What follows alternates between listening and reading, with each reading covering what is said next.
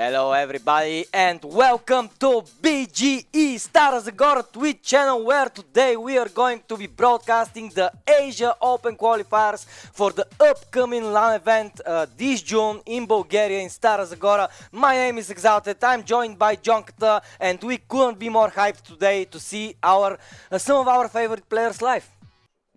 It has finally come. Welcome everyone. Hey Exalted, how is everyone doing? I hope you're having a great day. I hope you had a great weekend, and I hope you've been as excited as we've been for these Asia qualifiers, where we'll finally get to see some Korean StarCraft, and not only. Yeah, I couldn't wait, in all honesty. I miss it so much now. There is no GSL season, so I really am thirsty for some South Korean, Chinese, Taiwanese, Asian StarCraft 2 action, and today we are going to be getting it, and I couldn't be happier, ladies and gentlemen. So, you know, take a seat, take something to drink, and enjoy the show. It's very early here in Europe, but from wherever you are watching us, I hope you are enjoying and having a good time. And yeah, ladies and gentlemen, this is our second qualifier already. We had two players qualify from the Americas region. Now we will qualify 4 players from Asia. Let's take a look what happened in the tournament so far, and who are the players that these Asian representatives are going to be joining.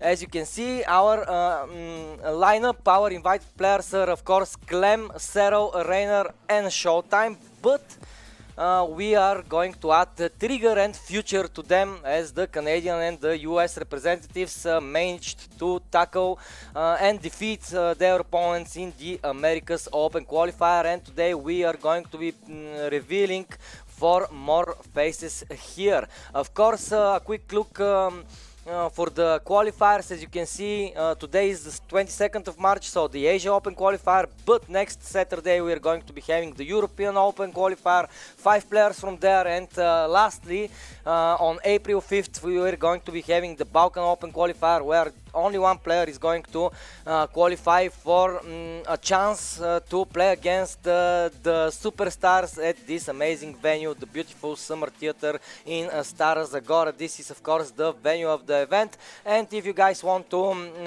enjoy the show and come to Stara Zagora to see these legendary players play live, you can get your tickets now.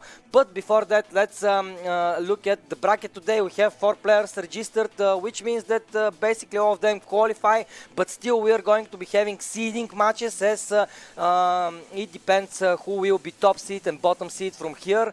2 top seed slots are awarded, so yeah, the 2 players that managed to beat the group basically will be top seeded in Bellum against Elite Stara Zagora 2025. Maru and Rex is going to be the first game of the day, ladies and gentlemen, and yeah, I'm super excited. I'm ready to get the ball rolling, so to say. Yeah, and as I can see, our first lobby is already up. What's the first match we're going to be watching, Exalted? We're going to be watching the absolutely stellar player Maru, and before that, ladies and gentlemen, I want to say what a huge honor is for us to have players like Riang, Zaun, Maru, and of course Rex joining this qualifier. Big up, big thank you, and big thank you for Team Vitality for hyping up their players and supporting them to play this qualifier, and you know, big shout outs, much love. Man, there's something about Maru, you know, I've had the pleasure of hanging out with like all sorts of players, like physically in real life. Yeah. Like I've had the pleasure of eating burgers with like Dark and Rogue, where we've had the awesome pleasure of meeting and having hot dogs with Clem and all the players last year together and spent so much time with him. But there's something special about Maru. I'm going to admit, I fanboyed. I took a picture of my nickname and him in the same lobby. I took a picture of it. I fanboyed. I'm like, hey, guys, I'm in the same lobby with Maru. Bro, let me show you something. Let me show you something very cool, because Maru has this aura around him, right? I was in Katowice. I was hanging out with all the pros there, and suddenly Maru walks into the room, and just the energy, the vibe is different, and people like that, they are very interesting to hang around. And I'm going to show you a picture. I'm going to show you guys as well. Sorry for looking at my phone, but I mean, this is a moment that is worth sharing, so to say. But yeah. Oh, yeah. Got a picture with him. Yeah. Can I zoom? Can I zoom enough? Oh, there he is. This is Dark, this is Maru, and this is me and TY. So Nice. cool, so cool, so cool. And we are loading into game one. We could be having pictures with them Yeah, yet we will. again in We Stara will. Zagora, like all of you people. So get your ticket now and come to Bulgaria to see the best players from around the world compete in our favorite esports. But ladies and gentlemen, the first game is already live, so let's jump into it to see who will take the lead here in the first best of three series of the day. In the bottom right side of the map, we have the Taiwanese representative, Rex. And of course, against him, the legendary, the one and only, the off-racing on the current map, the person that won most GSL titles in the world. Ladies and gentlemen, this is Maro. Oh my goodness, I'm actually casting Maru, and he's actually off racing Toss. Like, what is happening? Alright, let's see it. He is off racing Toss, and we are going to be having PVZ in the first matchup. So Maru already deciding to switch things up right from the get-go, showing us his off race. I have never ever seen Maru play a Protoss before, so it would be very curious for us to see how he can manage with that. Of course, Rex, he's a very well-established Zerg player, have been around on the scene for a while now. He's a very high-level GM, so I'm expecting a close game here, especially if Maru is off-racing. Since he's off-racing though, what type of style is he going to go for? As usually we understand that Protoss players really like to push the Zergs, and they try to defeat them, for example, with some sharp timing attacks, and I wonder, will we see something like that today? Let's see the last match that I'm seeing Maru having listed is against Classic. A 0-2 loss dropped to a Protoss, so he probably is thinking the race is doing really good right now, giving a swing at it in this first game. I mean, there's nothing to lose. I'm sure that if he drops this one, which I very much doubt, because it's Maru, he'll go back to Terran. Absolutely, but we'll see. We'll see. Let's see it. Maybe he will push through it with the Protoss race.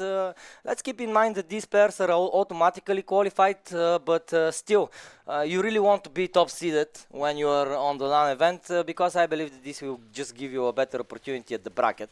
So far, Rex, very standard, 3 hatcheries into play, very macro-esque opener of him, super regular, and on the side of Maru we can see the same thing, Stargate coming, so he isn't going to experiment with an early Twilight or an early robotics facility. Very standard approach by both players here on map number 1, which is King's Cove.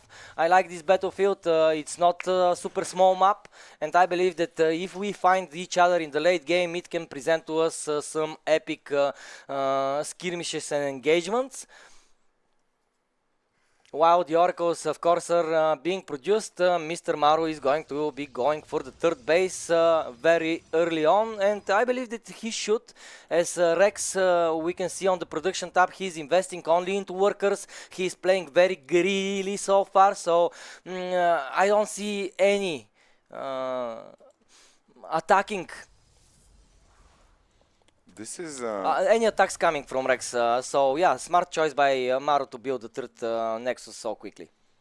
okay. So at least we're gonna see some larger armies get developed here and see some control and some fights. Man, I'm so excited. I'm just like glued to looking at.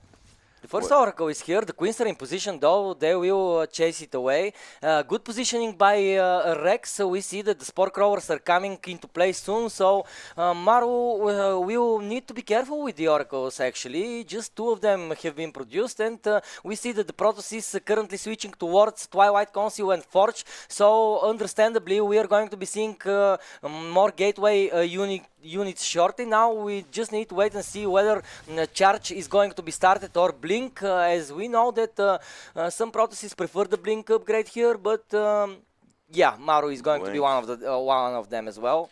Ooh, So Maru's sometimes we blink. see charge. Yeah. Imagine watching Maru's blink micro. That's probably beautiful. Like taking into account his bio micro. Yeah, sure. I'm excited to see his Protoss micro for sure.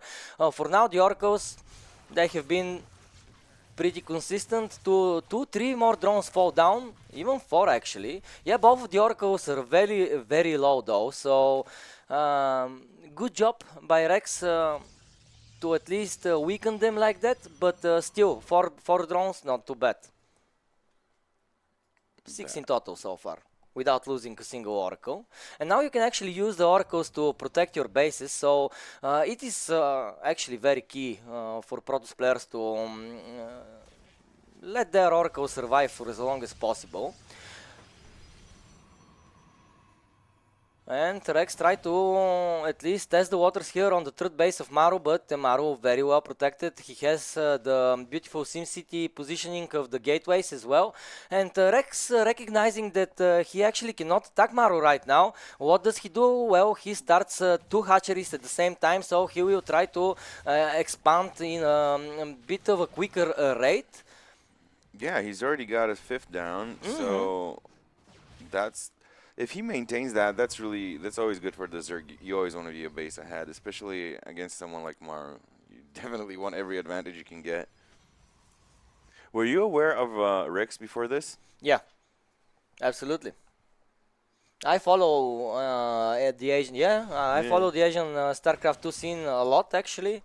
I really like that Taiwan has amazing players like Rex, like Nice, for example.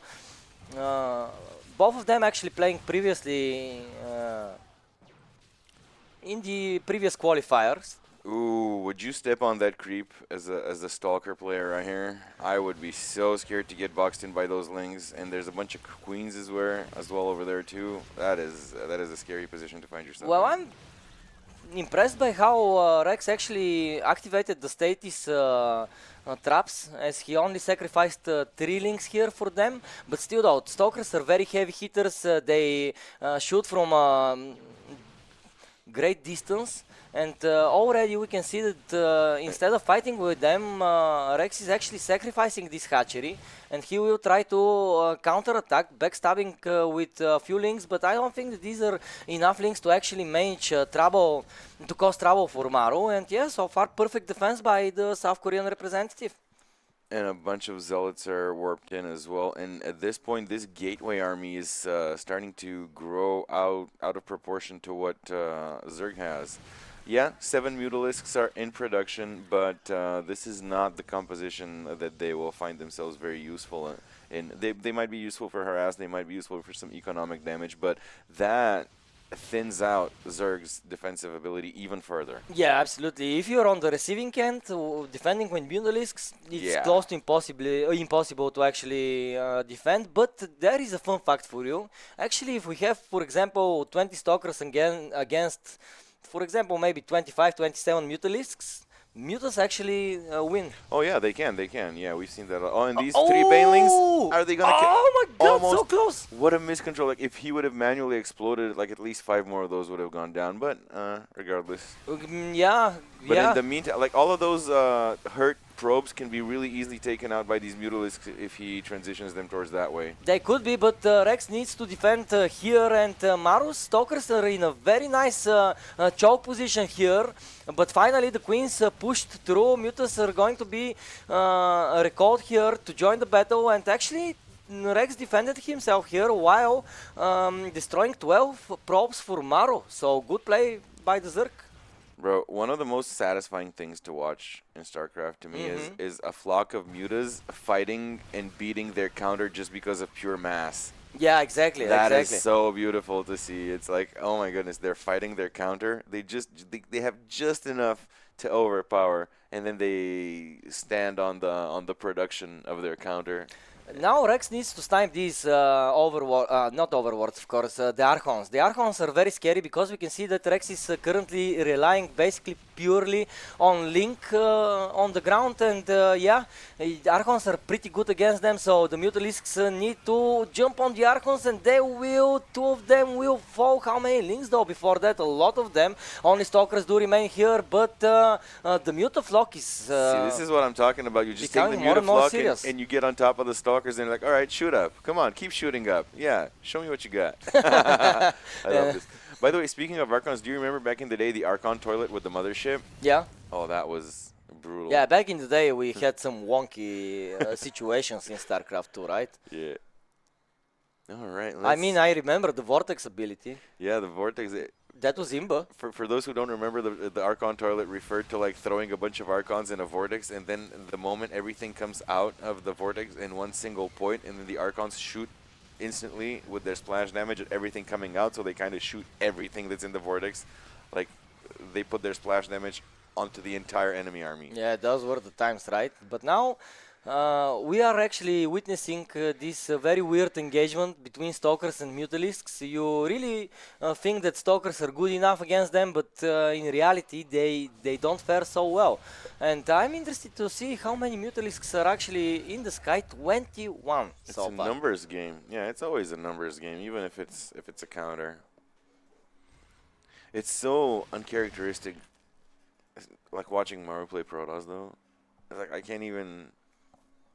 Yeah, it's so weird, right? Yeah. I was expecting ghosts, not Archons, but here we are. Now Maru is again attacking the location on 6 o'clock, and he actually destroyed the base here, which is a nice snipe, but he needs to protect his economy here, as the Mutalisks are going to be jumping on the probes, and 16 of them are actually going to find their deaths here, opposing the Mutalisks. 19 probes go down. Marudo still has 75 probes, even after 23 of them have been decimated. What an economy by the Korean Protoss. Yo, you said an interesting word, decimated. Do you know what decimated actually means? Yeah. Nice. Yeah, I usually use words which I know. But they didn't get decimated because decimated is killing 1/10 of. Okay, they got decimated many times. Many times over, yeah, right? Yeah, right. It's a death by 1,000 cuts, so to say. Yeah, but now the Stalkers are pushing away the Mutalisks.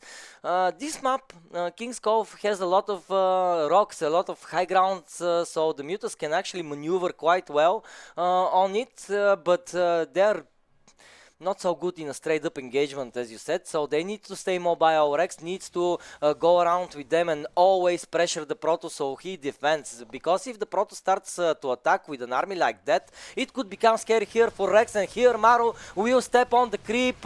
He's jumping forward, and I don't see any defenses here, Mr. Jonka. Yes, the Mutalisks are dealing quite the damage in the back of Maru's base, but yeah, more hatcheries falling down here, no links left to defend. Where is the army supply of Rex? Well, it's in the Mutalisks, and Yeah, exactly. yeah, even though he has been super agile with them, and I like how many probes he actually defeated in this game, 68 in total, but still I don't see any defenses at home, so the Zerg is actually going to decide to go for the base trade. Let's see who manages to secure a victory in this situation, but kicking off the day with the base trade is actually something super exciting. Still though, Rex recognizes that his powers won't be enough, and yeah, that is it. Maru wins game number 1 That was cool. with the Protoss. Yeah, it's always in a macro game. I'm always of the opinion, like, the way of the muta is not the way of the meat. There's not a lot of meat on those muta bones, and no, they're kind of skinny. Yeah, they no, are. Yeah, and they're kind of expensive for the. Yeah, for right. Their weight Skinny class. and expensive. Yeah. I mean, come on, mutas. It's a hard sell, dude. It's a hard sell. It's a hard sell. Mutas never go to the gym. So, foul. All right, and we are already in the lobby of Game 2. Map 2 is going to be ley lines, and Maru is a map ahead. Maru is map ahead, yeah. This is we're doing the GSL format, as you guys know, for today's group. So this is match A. After that, there's going to be match B. Then they're going to have the winners match, where the winners of matches A and B are going to duke it out. Then we're going to have the losers match, where the losers of matches A and B are going to duke it out. So the winner, the winner of the winners match, obviously is place 1 out of the 4. The loser of the losers match is obviously place 4. And then we're going to have the up and down match, where the loser from the winners match and the winner from the losers match are going to duke it out to see who's second and who's third. And at the end, the first and the second from the group are going to be getting the top seeds for BGE in June. Alright, so Ley Lines is loading up, guys, and we're going to be getting in there momentarily. 3, 2, 1, and let's get into it. Nice, great timing. Well, Jonko, what are we seeing here?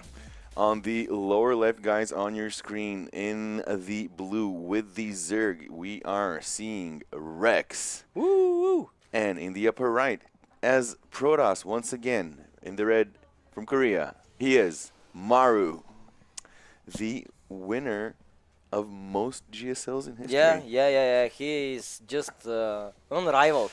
Maru is currently, from what I know, 27 years old. From what I know, his debut in professional StarCraft was at age 13. Exactly, yeah. Which means that he's been playing StarCraft professionally for more than half of the entirety of his life. Absolutely. He's been playing for 14 years, ever since he was 13. Yeah, he's such a great talent. You know, I sometimes compare him with Messi.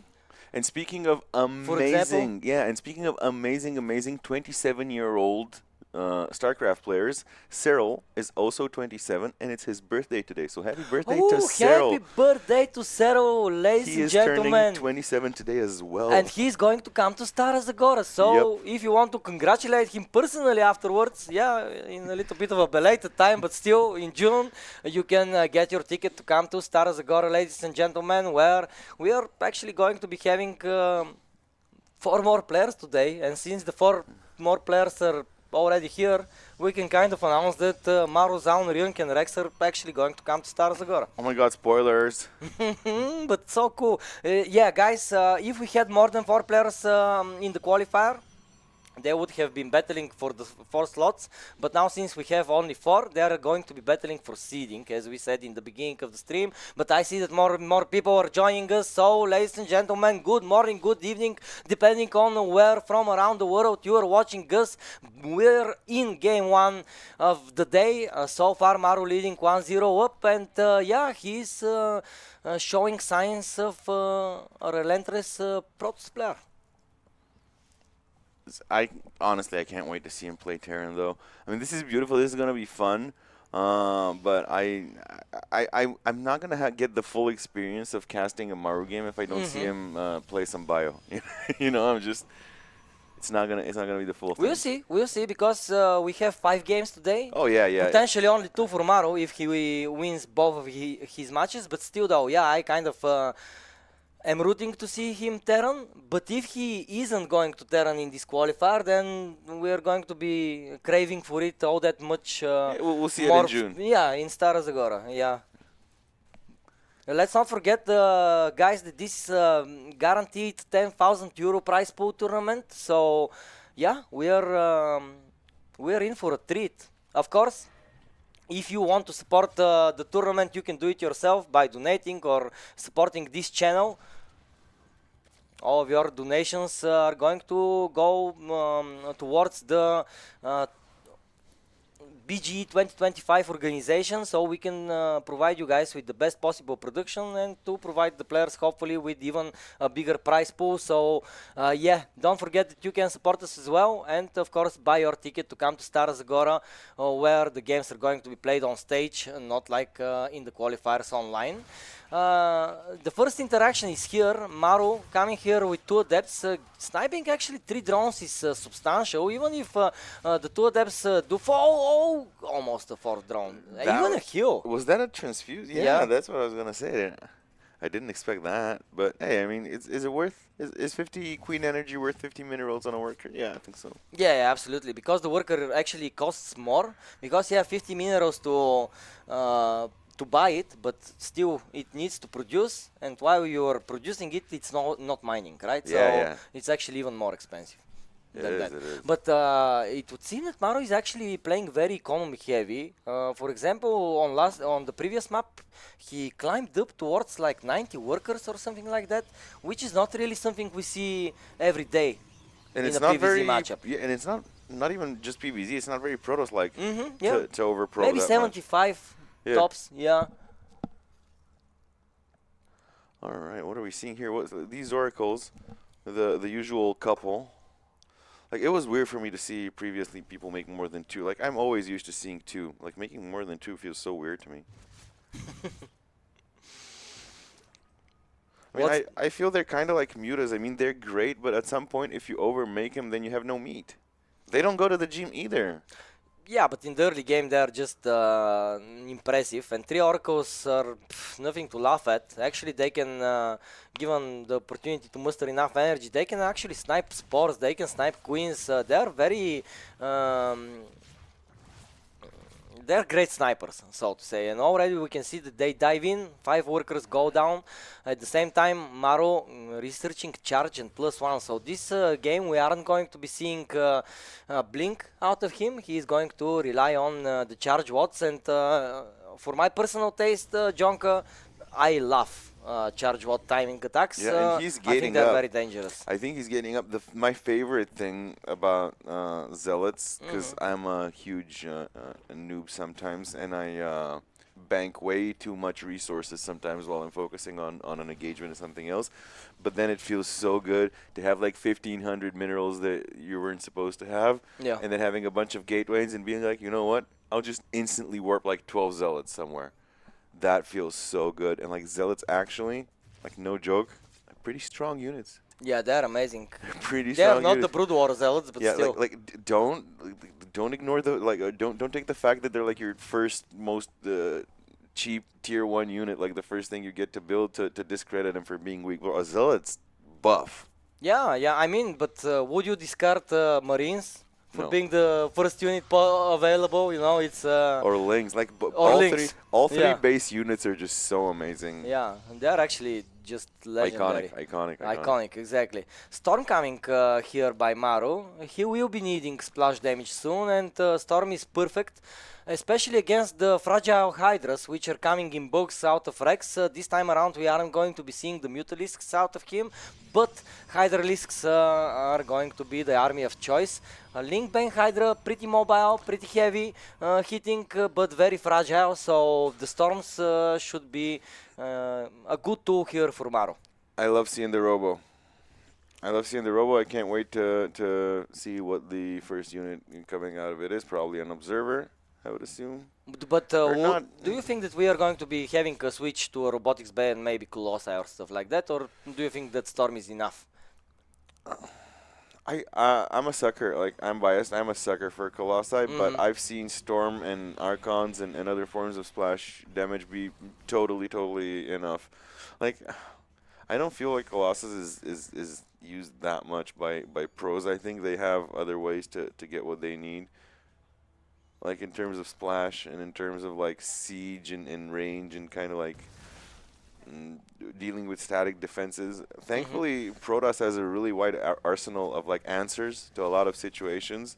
There's at least like a couple of alternatives. Ooh, great Nice stasis. Both stasis were on point here. Yeah. All three of them caught something. So now these Hydras are totally left out. Yeah. Now I would pounce on them. Oh, but this one is almost over. These Lings are gonna get but they instantly get vaporized. yeah, the Nice. Storm is just so scary for the Lynx, and we can see it actually. Rex is recognizing that, and he realizes, all right, I need something more heavy, something more tanky, and this is why we see the switch to Roaches. Roaches are better against Storm, but still, even they crumble if they stay too long underneath it. Getting a tiny part of your enemy's army stasis and then managing to kind of like section it off from the rest, and then when they get out of stasis find themselves surrounded, that feels so good. Yeah, absolutely. Maru securing 4 bases, one with the rich gas. This will help him for sure to produce those Archons, those high Templar, maybe even transition towards something like Skytos a little bit later, but still though. See, like right here, guys. See these 5 or 6 little roaches here? Like it feels so good that now that when they can't come out of stasis, they're gonna get surprise bopped like this. Bop. Yeah, Oh, that's but true. that's a lot of Hydras and Ravagers over here. Let's see. Oh, but the Zealots just descend on him like, oh, pincer attack though. One part goes, yeah, but That is it, it's not GG. even. And it's clean 2-0 for Mr. Maru here. Yeah, very convincing 2-0 by him. Yeah. Rex tried to be dangerous on this map, but I think that he just didn't expect to meet so much storm, so many zealots, and he tried to transition into a different army composition. He tried to switch into roaches, but he realized it's already past the midpoint of the game. Going back to the roaches, they're a little bit more like early mid-game type of unit, you know. They cannot win you the game against the super heavy hitters like the Archons and the Storm, so Rex recognized correctly, I believe, that the army of Maru was just far superior. Maru already had incorporated several immortals in the mix, which are a great counter to roaches. Calculating all of that, we see that the Protoss wins. Yeah, in a very dominating fashion. Maru just tends to outclass most. Like there's only a handful of players that can stand toe to toe and make like nail biters of games, especially in like a bigger series with more games.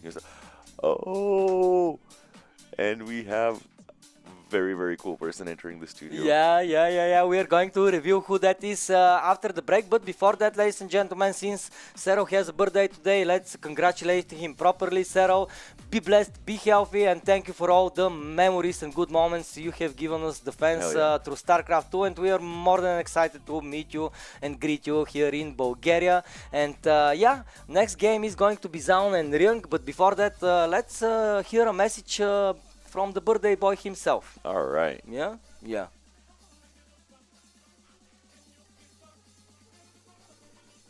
In the meantime, check out this awesome little Kerrigan. And this awesome big carrier. Oh, that's a collector's edition right there. Well, Nice there you pick. have it. We are back online. Mr. Jonka, how are you feeling?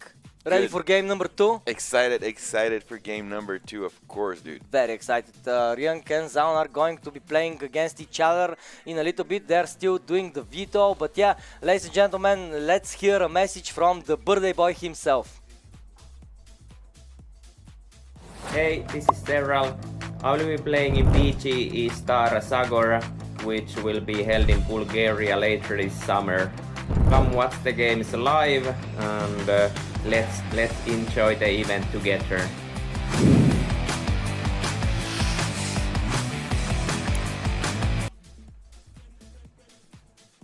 Yeah, well, come to Stara Zagora. Just come to Stara Zagora. Join us in the epic battle on the epic venue of the Summer Theater.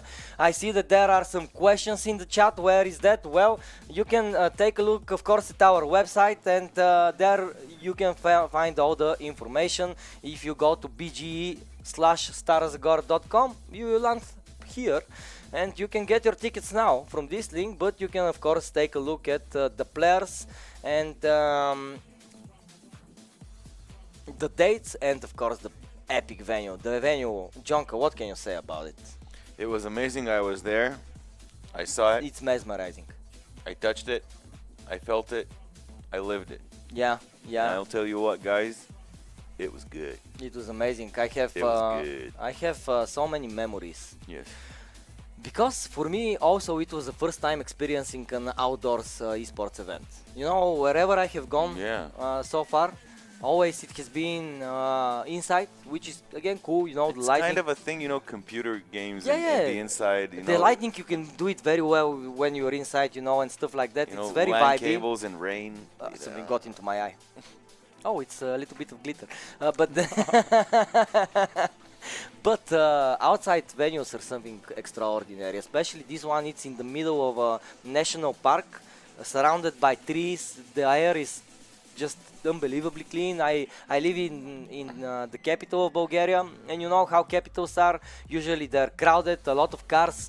Air isn't the best in the capital cities, but that venue, I mean, you feel like you're on the You're in the mountain. forest. You're You're literally like in in the the forest. forest. Yeah, Yeah, yeah, it's yeah. beautiful. It's beautiful. So yeah, do consider joining us.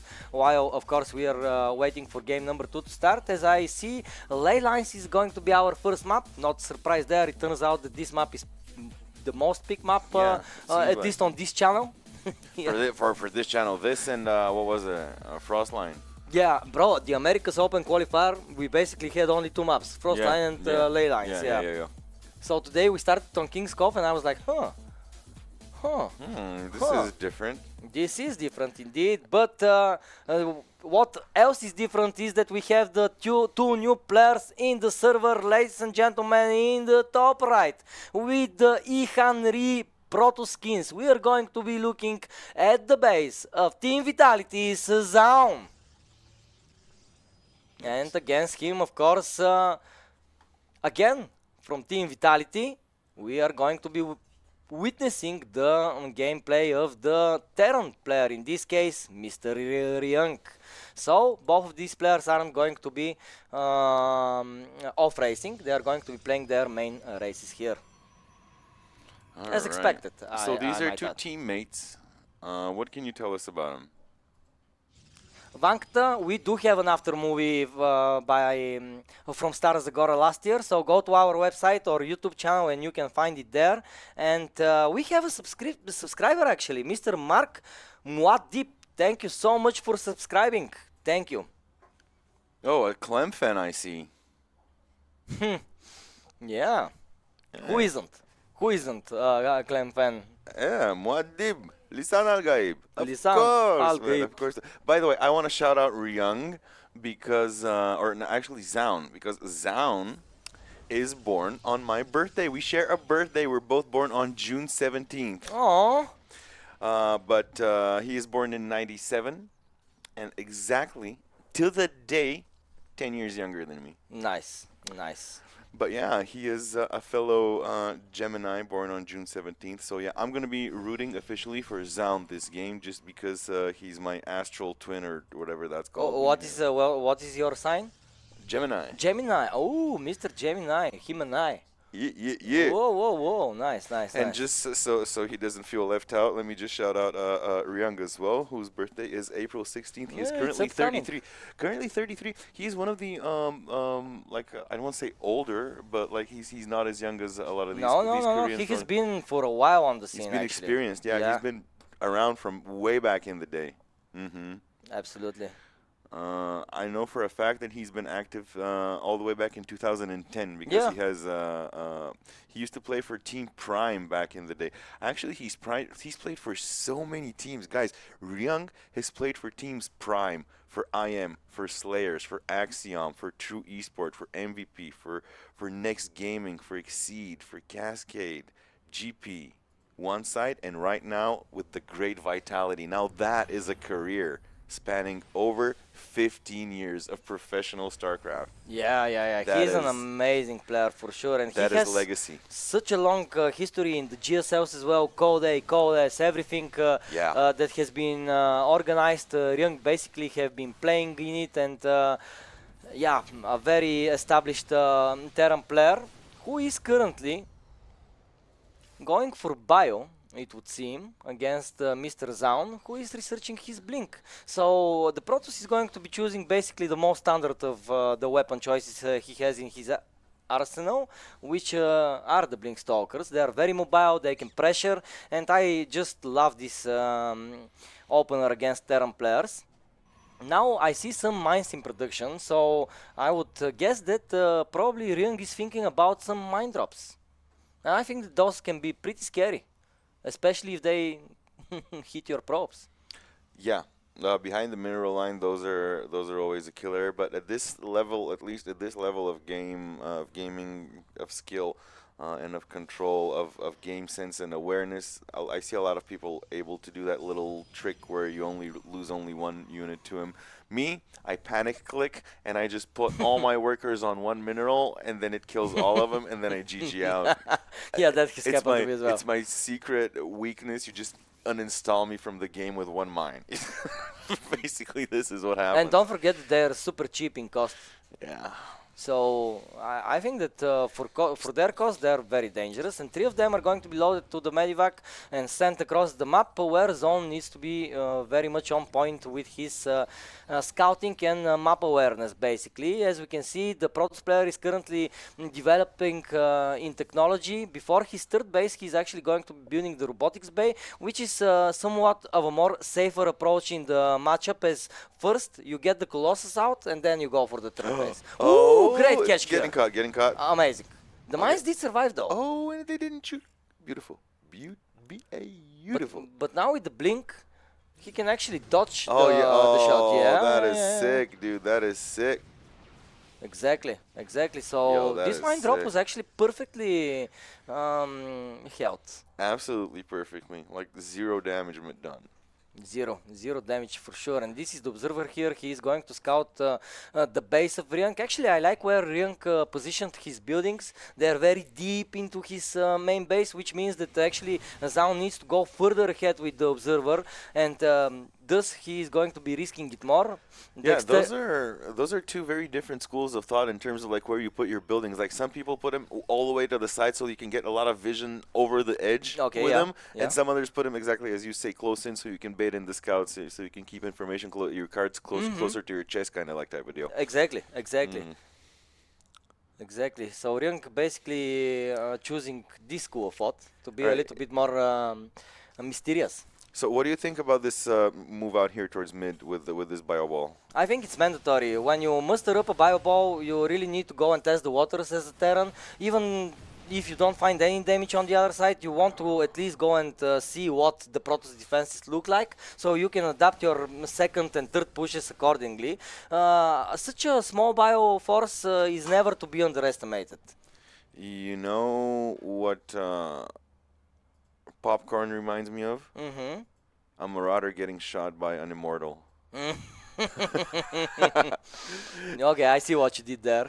Oh, and there's a Colossus coming. I really want to see. I really want to see like his. I really want to see Zaun's usage of the Colossus. Like, I think there's a lot you can tell about a player's philosophy about how they control and position and how much they care about like babysitting their Colossi Yeah. and what situations they put them. Like I kind of like obsess over not getting my Colossus count reduced whenever I. Yeah, I like to have at least 4 of them as well. I mean, there's such a huge investment that I like hyper focus my game around them. Like I feel that. Okay, yeah, I understand. Once I make them transitioning out of them just feels so bad. I just want to demolish the map with them. They're such a cool unit. They're kind of like a flying unit a little bit with like legs, but the legs are kind of like just there. Yeah, they basic. cross over terrain and stuff, so they're pretty mobile for sure. This base is going to be insta-cancelled. Oh, nice cancel though. Nice cancel. Good job by Zaun to cancel it actually. I because, wouldn't have had the APM to do it. I thought that it's Ooh. actually going to get one-shotted here, but... Four medevacs. Four uh, medevacs full of stuff are going to try to sneak in. Well, not sneak because they were clearly seen, but like, are they going to be able to unload and find the damage they're looking for with another 2 on the bottom? So this is going to be a multi-pronged drop. Let's see. Yeah, but nice observer here on the edges of Zaun's base. He's ready for it. He's he all saw the it. way ready for it. Yeah, He saw it, yeah, exactly. So now Ryunk cannot actually enter, but he's threatening with 6 medivacs in total, which means that actually he doesn't have a lot of army at home. Will that propel Zaun to go attack now, is what I'm wondering. Yeah, that might be a catalyst for a counter push. But still though, when you send your army across, you get but open. Yeah, but you're going to get dropped. Yeah, exactly. Exactly. So now you're kind of forced to be here, right? Stalemate, yeah, total stalemate. So obviously the focus right now is on the Protoss base. So that's where the all the action might take place if action indeed does take place. Yeah, and keep in mind that behind that, while Ryung is threatening, right, he is expanding, he is developing tech-wise, so I like his map control. Currently, he is in the better position on the map. I think he is. He's not the one answering. Zaun is the one that's answering right now. So. Yeah, exactly.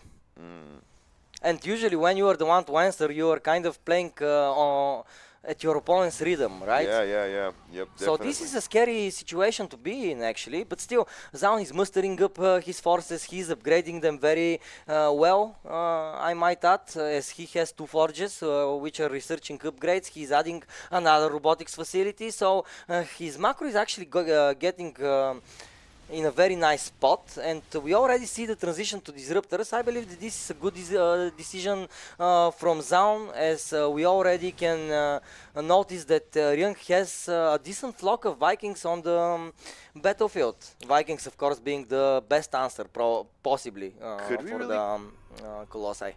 Could we really call it a full transition to disruptors? I mean, do you think now that the second Robo is out, he does start double building them? Yeah, there is no sense actually to continue with Colossi. I mean, just Vikings alone are pretty good against them, and the Terran is just going to keep on making Vikings if he sees that more and more Colossi are added.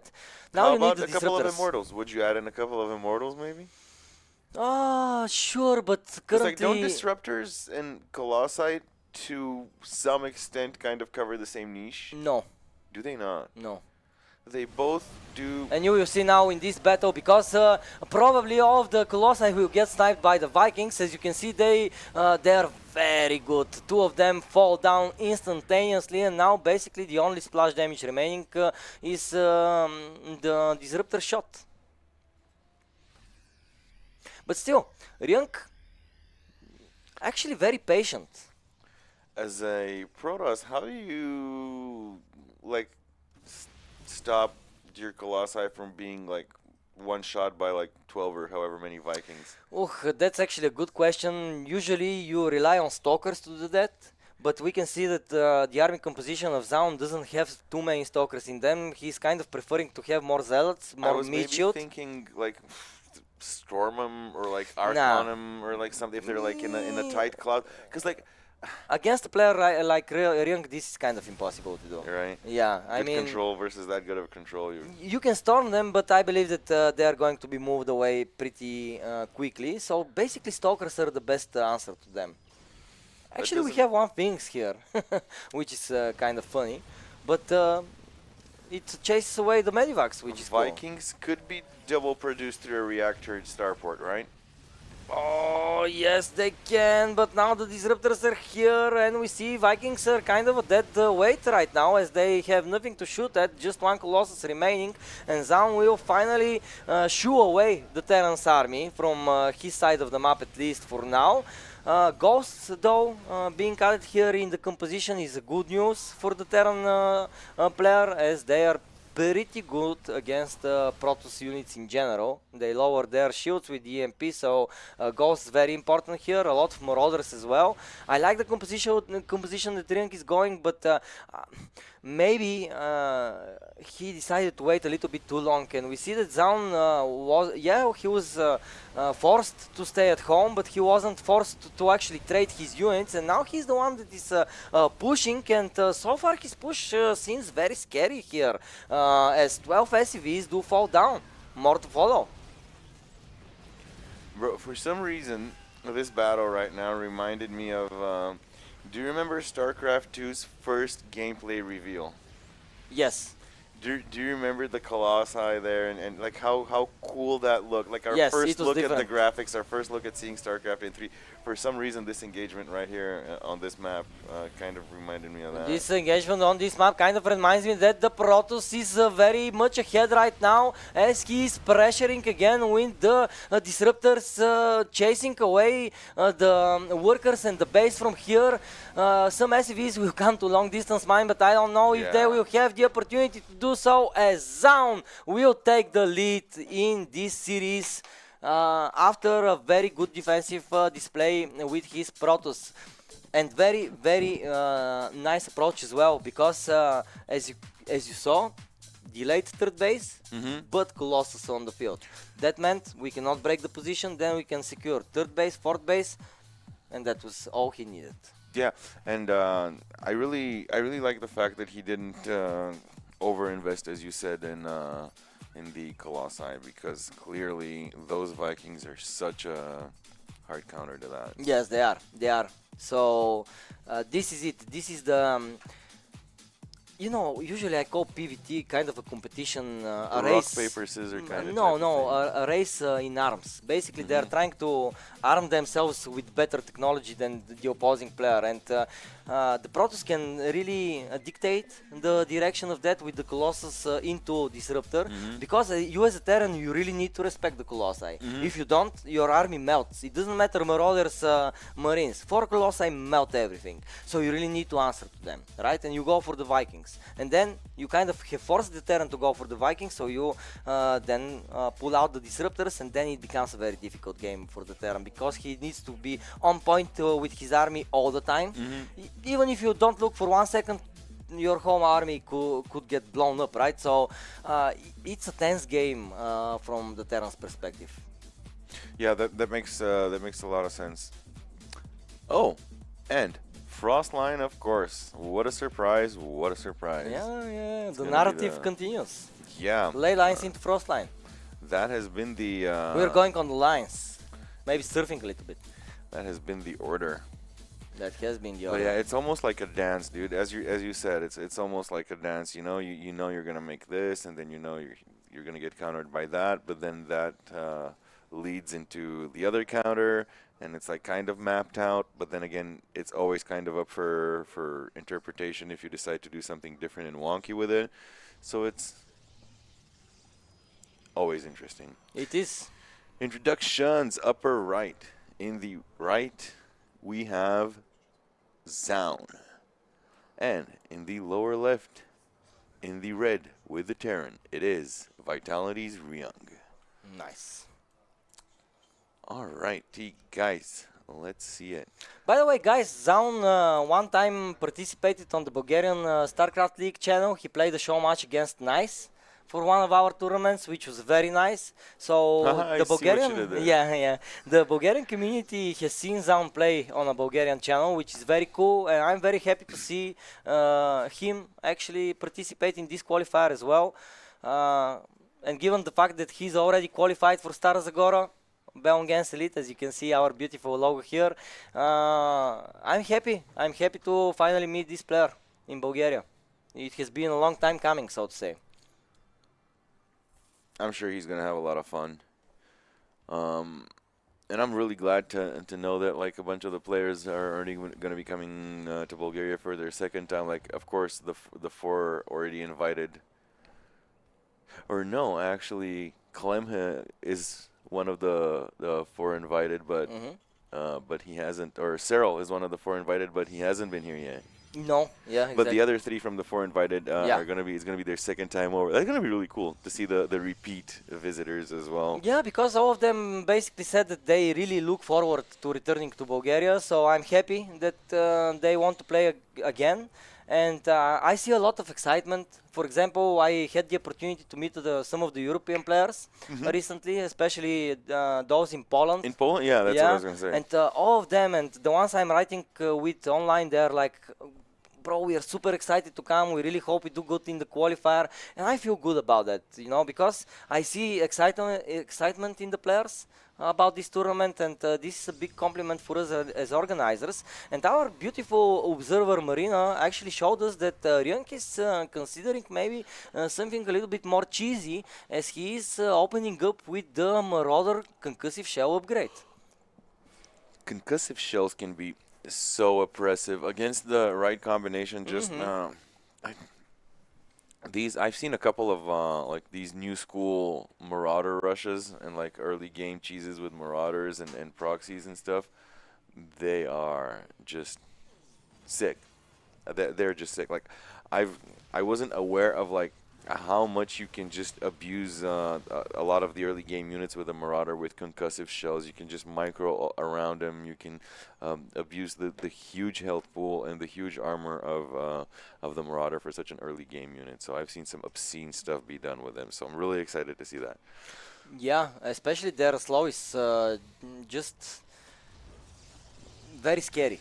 For all the units that get hit by it, it really can tilt the tables in favor of the Terran. Yeah, and as soon as they get like a 1 unit advantage up on you, and then you can't run, you can't strategize, you're stuck, you're slow, there's more of them, and you're just like, okay, I'm dead. Yeah. And it exactly. just snowballs out of control like a ball of like 5-6 Marauders. If And they actually, overpower you, boom. Blinkstalkers aren't the best against Marauders, in all honesty. Mm-hmm. Marauders fare very well against Stalkers. So, if Ryung decides to push, probably it will be a little bit scary for Zaun, but so far Ryung is kind of sitting back at home with his army. He hasn't decided to pull the trigger just yet, but he has 3 barracks factory finally coming on the way, so soon we are going to be having that starport to support the bio with heals. But I'm interested to see whether or not we are going to be having a push before that. What's your opinion on standing army? Like army that just chills out in your base, doesn't do anything, and is just there for your peace of mind, security, and protection. Oh yeah, no, that's actually not bad to have, especially for example when you are playing against a Protoss player, right? What they do usually is they build the blink very quickly and they can go Oh. and attack you with an observer or something like that.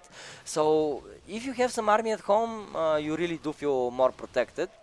And now, as you can see, Ryung kind of moved out with his army, and this was perfect timing basically for Zaun, as he came here and with just 3 stalkers he's dealing some good amount of damage. But like, what do you think of the entire concept? Like we've called it so many times on this cast, StarCraft 2, a game of controlled greed. Like a unit, a marine, chilling out at your base, just having a little cigarette while Yeah. he's got nothing to do, Well, is a worker. That's not a worker. Yeah, That's not mining, I would probably kind of fire them. right? Yeah, yeah. But then again, you need to have the defense. But like the best, like in an ideal world, you would have no army. Exactly until the last moment you need it. You would be doing economy, workers, absolutely no army, butt naked, defenseless.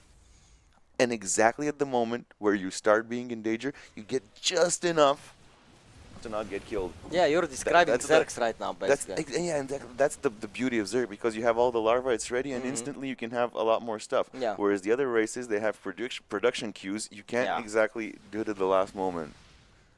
So yeah, I mean, it kind of feels bad to see someone having a huge army that they don't need, that could have been like greed.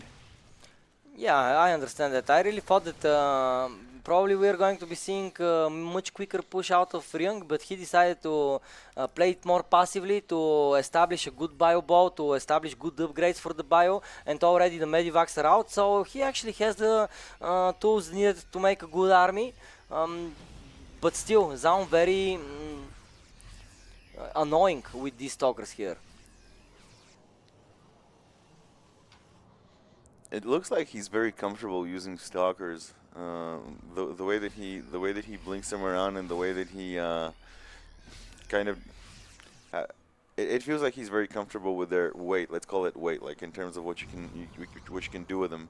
Like he doesn't overstay his welcome. He doesn't overcommit or overextend. He just pokes, gets a little bit of damage, and then as you can see, they're already back home with their families. Yeah, and this perfectly placed observer here is actually going to see these move out. So now Zaun knows what is happening, and actually we can see that the Protoss player is feeling confident. I can see in the production tab a War Prison coming, which is usually an indicator that the Protoss player is getting ready for a push. Of course, you can use the War Prism for backstab maneuvers as well, but I would imagine that having already the Colossi out on the map, Zaun will actually try a move out himself very soon.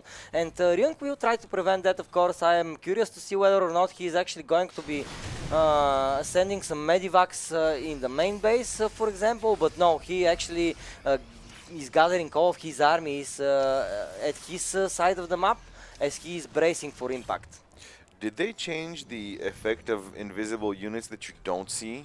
No, it's the same like it was in Brood War.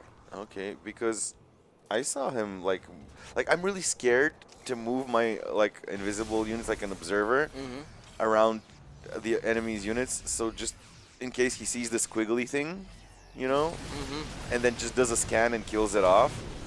And I saw Zaun here aggressively moving his observer around the Marines. I was like, no, hide it, don't move it, he'll see it. Yeah, but sometimes you don't care if they see it or not. You just want the correct The vision. information, Okay, and yeah. if you have it, you can actually plan a good attack yourself. And attack Zaun is right now. He's attacking. He's shelling away at the HP of this orbital command here, but so far, Ryung has enough forces to team to actually hold the Terran, the Protoss at least for now. Oh, but the Vikings are coming. Yeah.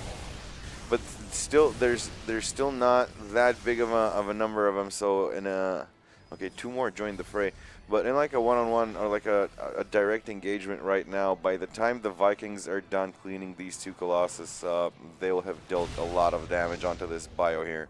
Yeah, and the orbital is getting lower and lower. Two Zealots going to the natural, and I think this is just a diversion. And now Zaun tries to show Ryung, hey, I'm here with just a couple of Zealots, and he is going to warp in the main base while attacking at the third base location. Zaun on several places at the same time. He's picking Ryung apart. Ryung is going to be losing 20 SCVs. He's going to lose more and more and more. This drop here was very nice. The force fields are perfect here by Zaun, and it would seem that our Protoss player is destined to close this series in a 2-0 fashion, and so he will GG Zaun with a very, very decisive play here.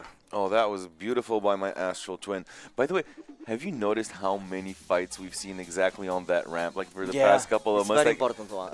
that lower ramp that got force fielded. And do you remember how many times we've seen burning CCs flying up to the trying to run? Yeah, exactly. Like I got so much deja vu watching that last fight because like in so many series recently we've watched on that map, and they very often come down to an engagement exactly over there on that ramp. You know what I see? What? I see that we are like yin and yang. Oh yeah. Yeah. I mean, it wasn't on purpose. Bro, you're again like you've creeped up like all the way to half my base. Like look at his creep spread. His creep spread is insane. And bro. you're the one with the queen. Yeah, he's just Protossing up my stuff, dude. Do you want me to My just carriers are. do you want me to just cast? No, come on. Yeah, take the spotlight. Yeah, bro. actually, this is better. Yeah. Isn't this better? Well, ladies and gentlemen, it's me, Exalted, and half a junker. half junked here, yeah. And this was Zaun versus Ryung, which means that we are going to be having Maru and Zaun next. So that's a winner match. Dude. Yeah. So stick around to see who will be the first top seeded player. Let me fix your yep. Alright. Ladies and gentlemen, hello, and we were talking about our beautiful admin, observer, referee, cheerleader. I'm everything. Yes.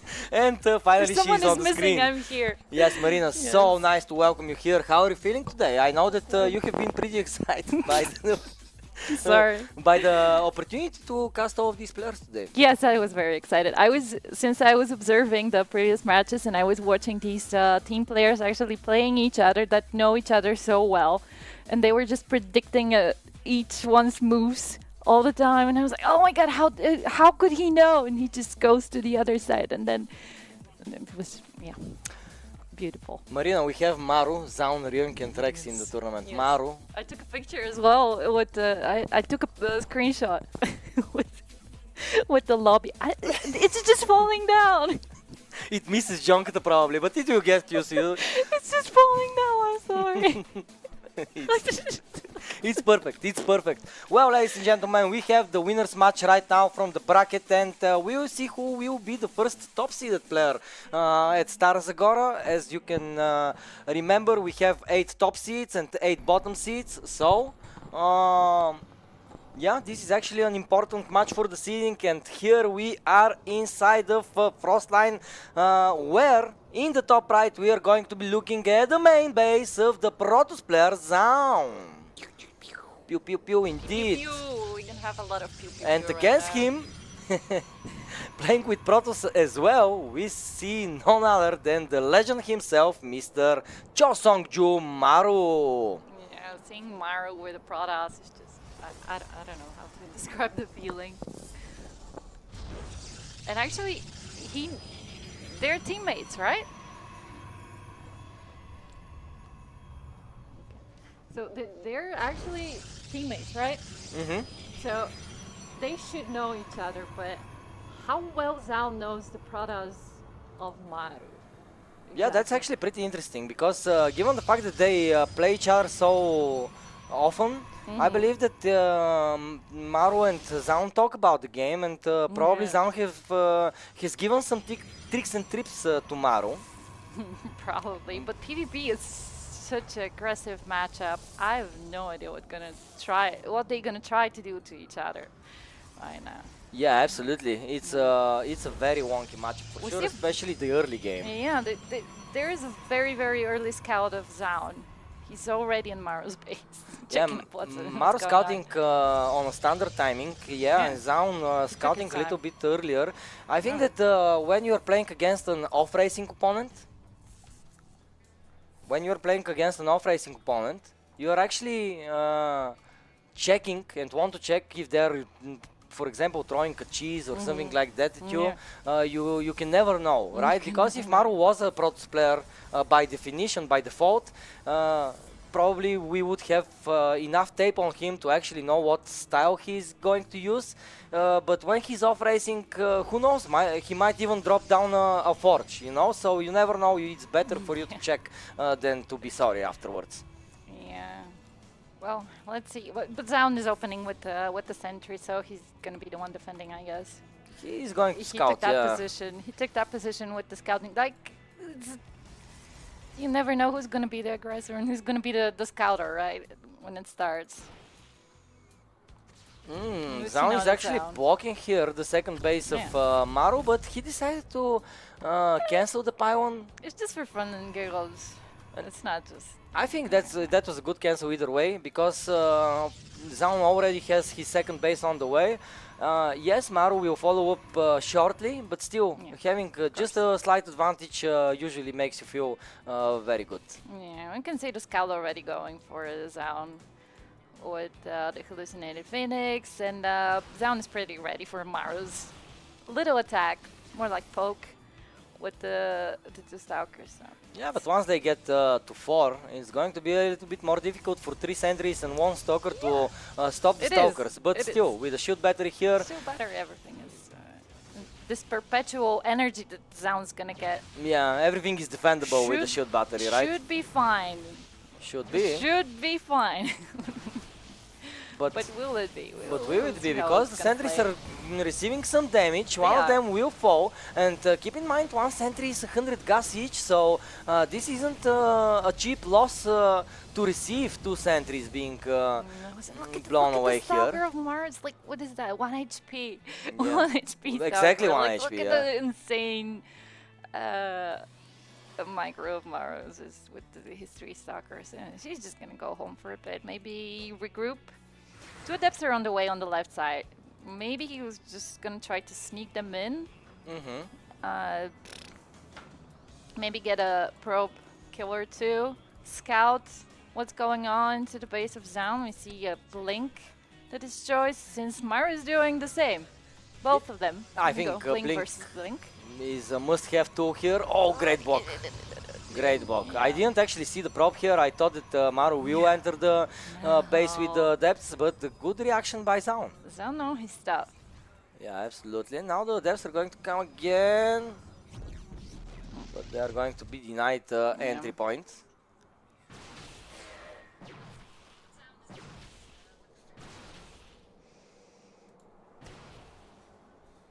Okay. Let's go back to the game. We're having a discussion over here, but we're fine. Zone will never be scouted, or will he be?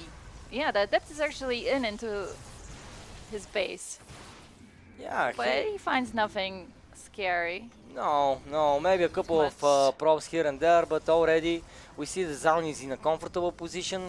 He is saturated on both bases, and actually he is going to send a Warp Prism to the other side of the map, where Maru is actually investing into a third base. So we have an interesting position here. A person with more army attacking the person that he's invested more into economy, and now Maru needs to defend, because if his defenses crumble here, it's going to be a very difficult position to recover from afterwards, even if you are Maru. So now Maru needs to be very much on point He's with very his aggressive with stalkers. his Link micro forward, so he wants to take the fight actually. He's Yeah. not scared, and he's showing his zone like, you cannot scare me with your little attack with the prism. By the way, Zaun is building his own third base, Yeah. but still, Maru in a better economical state right now. He is, and he defended. army-wise, it's almost even. So it wasn't very scary attack, and the shields are up.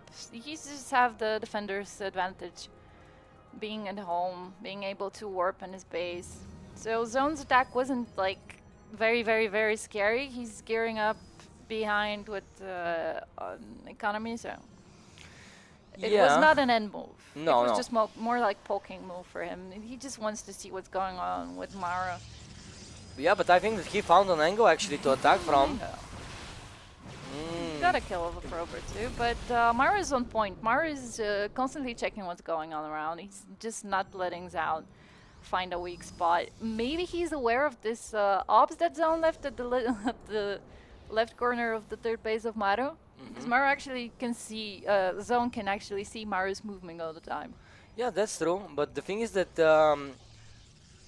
There is Maru is actually going to be ahead on upgrades soon. No. The He forge might is going not. to get picked up. Oh my god, this is a huge pickup. I just said that Maru is going to be ahead in the upgrade department. Well, not anymore, ladies and gentlemen. And this Zaun, yes, his forge has been pretty delayed, but now it will be quicker than Maru's, who is already rebuilding his, but still all that progress made on the upgrade will be lost. And this was actually a key moment here. And even the chrono boost was lost. There was a cheeky little attack of two adepts that tried to get to the third base of Zaun, but they were stopped pretty fast. Zaun was pretty on point with what was going on in his base. And the observer is still there of Zaun. He's just looking at Mara's army of 1,000 Stalkers going around. I love it how both of them are just playing Stalkers. And they're just using their blink micro, and no one is switching to something. Yeah, but Maru has more though. Maru has more Stalkers for sure. He has Zealots as well here. They have the charge. We have charge available for Zaun as well, but no charge was there, and now Maru will blink on top of Zaun's base. Will Zaun be able to defend this with the pure Stalker here? It doesn't seem like it, as Maru is reinforcing his Stalkers here. His position becomes stronger and stronger now. The pros will be pulled here for the defenses, but Maru's army still stays strong. He's pushing Zaun, trying to defend as hard as possible, but his Stalkers are crumbling more and more. Of them are getting destroyed, less and less of them remaining on the battlefield, and with one decisive push, Maru will get the lead on map number 1, Frostline. Yeah. Huh? I always wanted to see Maru's micro of Stalkers get ahead of some other products of the top Right? Top There you have processes it. in the world. Yes, There I just love that. Thank you for the opportunity for this beautiful event. It's just like, Yeah, insane. you can notice Junkta isn't wearing glasses, right? And when I'm casting with him, I'm not wearing glasses as well. But now, wear the glasses. now we have the duo, glasses who too. cares? Yeah. I just love to see. Yeah, I actually, love me too. it. It's me so too. good to see. Last night I was watching some YouTube videos on my phone without glasses, and I was no. like, What am I looking at? why is this? What's going on? Why is this 480p? What's going on? And I see it shows that it is like 1080, and I'm like, okay, I need the glasses. Yeah, it's I it's really fine, need the it's fine. glasses. Yeah. Mm, Late yeah. at night, your eyes are just a little bit tired. Yes, that's some point. correct. What is our next map actually going to be? To be fair, I'm so excited I forgot. Amygdala. Amygdala. Oh, the one with the weird center. Yeah. What do you think about Amygdala's decomposing creep statues that are kind of Well, we've been looking at some European players, no, American players, playing that map, and they were just, what were they doing? They were just attacking early, Yeah. right? They were just, they didn't want to play that map, and I have no idea what the Koreans would like to do. Okay. Because, you know, it's different meta on the different servers. Sure. So 1000. are they going to chill at home and just wait to develop, destroy the middle Well, stuff, or are they just going to attack each other early? I don't know. That's interesting because usually I have no idea how when they're gonna I react to see that. South Korean players, they usually cheese a lot. I mean, they're Okay. super aggressive. Yeah, And but- so far we haven't seen any any aggression out of basically anybody. Well, And they're we already chilling. had three, Yeah. no, actually 4 maps. Actually 5. We didn't see a without cheese. a single cheese, yeah. And I wonder, Yeah. will we see that on Amygdala? Well, this question is going to be answered Yeah, in PvP. very, very It's been soon. very interesting Yeah. to see how they're gonna I- decide to play it. I wonder, will somebody go for a proxy Stargate or something of that sort? Yeah, it could be actually useful, but knowing the players, they will be scouting. If you're playing this map, for sure, you will be scouting and looking for some cheese or cheeky plays. Yep, that's true. But what Zaun is going to be looking is his first victory in this series. Will he tie up the series? Remains to be seen. While, of course, on the other side of the map, Maru will be on match point and basically Yeah. on top seed point from the Asian qualifier.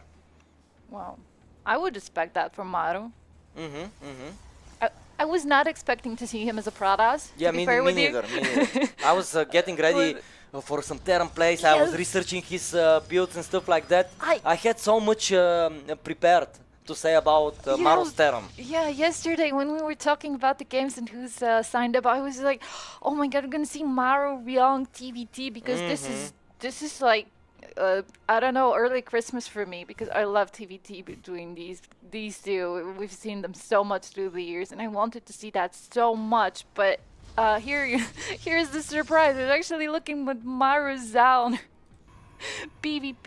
Which Yeah, is, oh, surprise, I don't, surprise. I don't even know how to put that on the holidays calendar. Really. We see a comment in the chat by combination saying that Yeah. I'm not pushing over to your side of the desk. And yeah, I actually don't feel hostile towards you. You I don't know. I mean, I look don't at Junked, I kind of want to, engage into some battle. I don't know. But Maybe that is just. Should be the glasses. It's the glasses, It's the guys. glasses. It's just the glasses. Don't you I worry. thought It's it's fine. It's fine. testosterone, but apparently No, it's no, it's the glasses. glasses. Okay. Just need some glasses.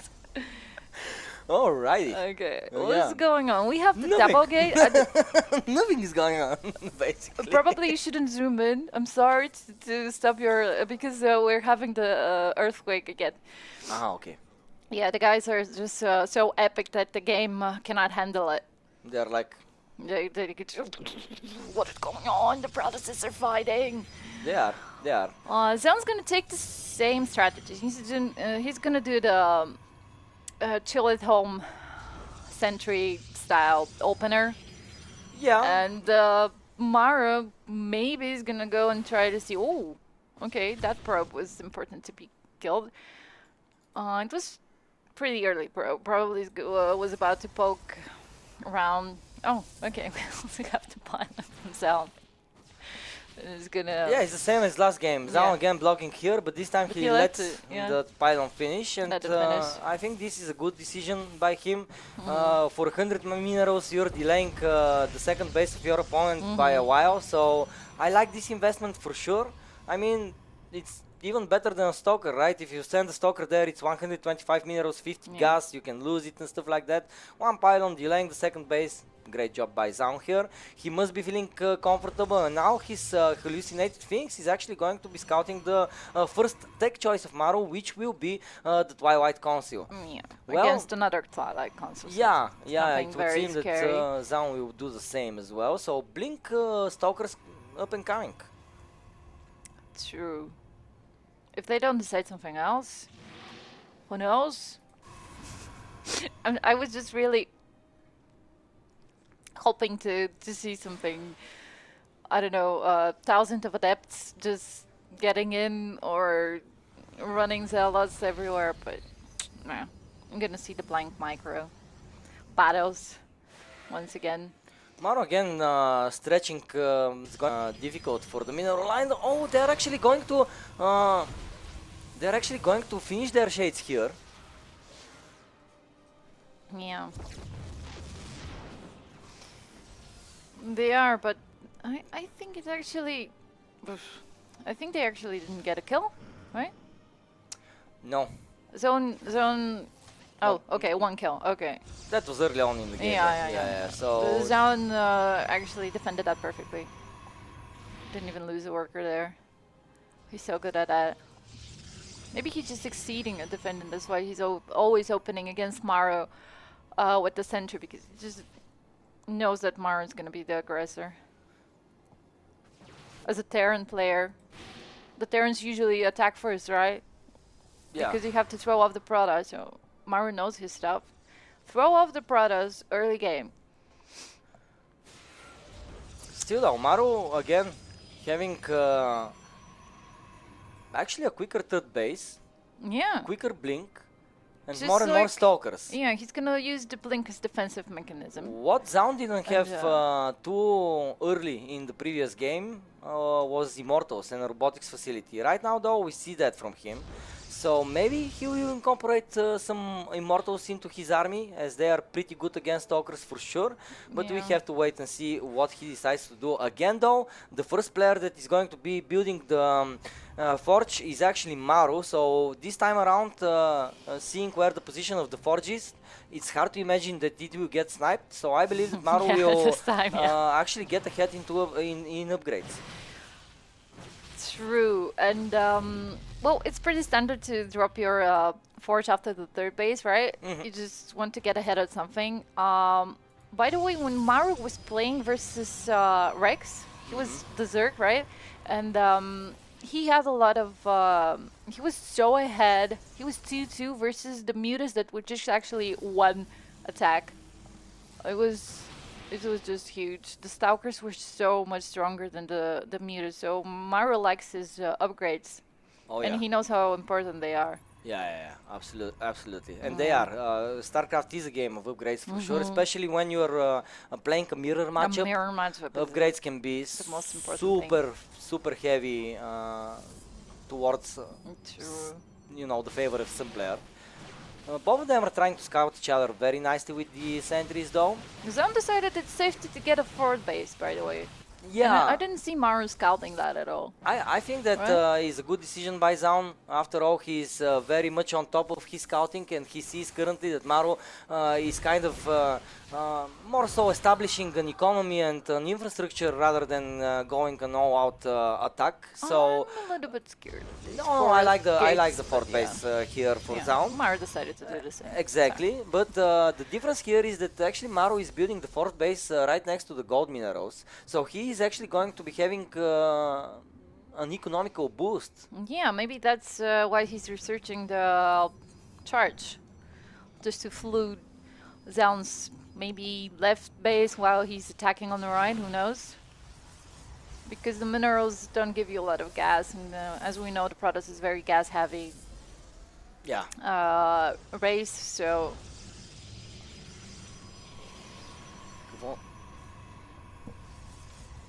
yeah, I'm sorry about the.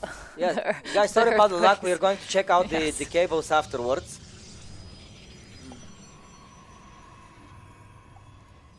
Okay, let's go back to the game. But let's go back to the game Yeah, let's because go I back to see the game. some Archons being Yeah. produced here. As Zaun is thinking that Maru is going to be focusing heavy on Zealots.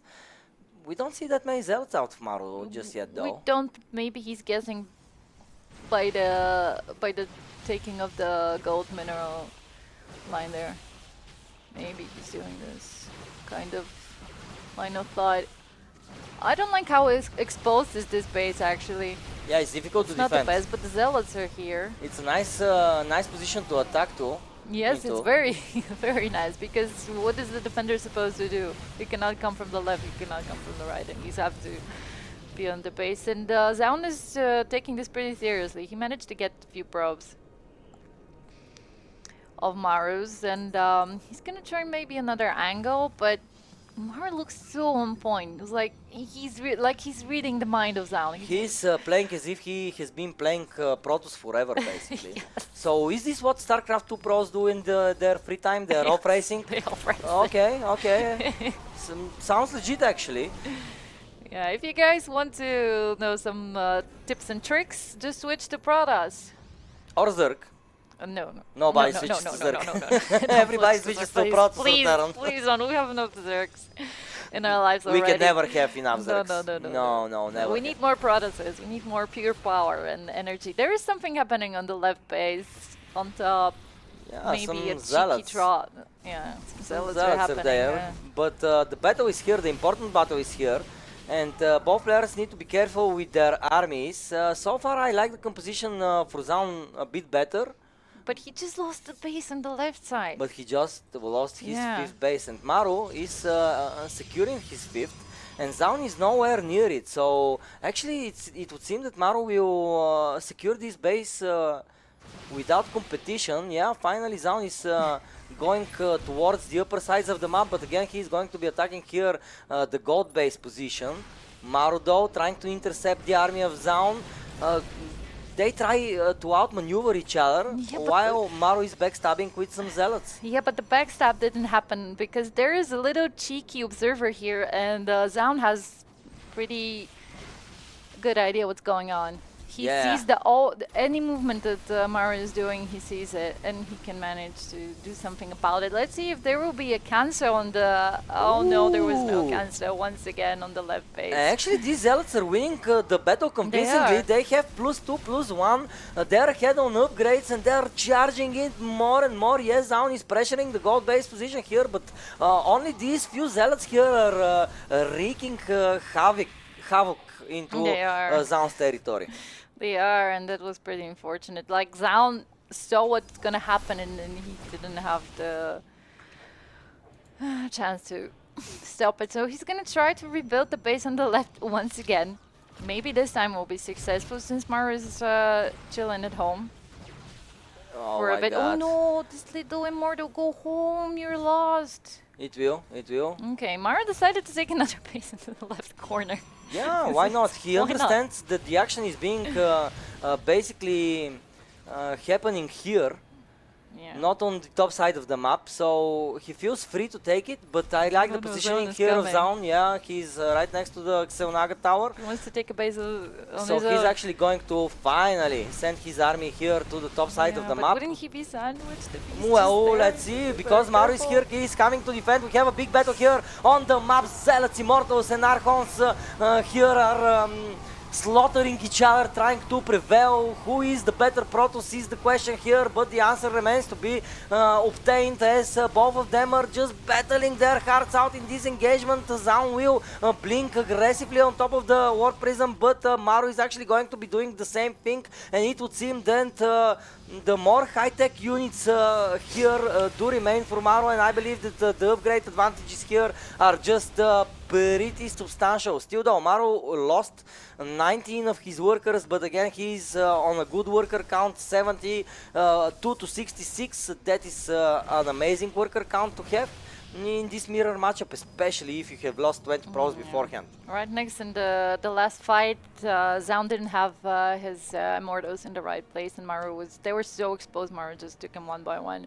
I love And, this. I love this comment. Sorry, Marina, Yeah. but Terran Micron Protoss units Yes. genuinely terrifying. Yes, I can agree on that. As Maru is swarming again on this 6 o'clock base here, he's going to take it out. At the same time, Zaun will try to push through the gold base finally, but the very well armed zealots of Maru here aren't going to allow that to happen. Still, Zaun is going to go on the top of the map. He's searching for angles here for attack. He's finding them, but Maru is finding them as well. He is going to demolish another base for Zaun here, and we have a little bit of a base trade situation here. Both armies on the opposite sides of the map.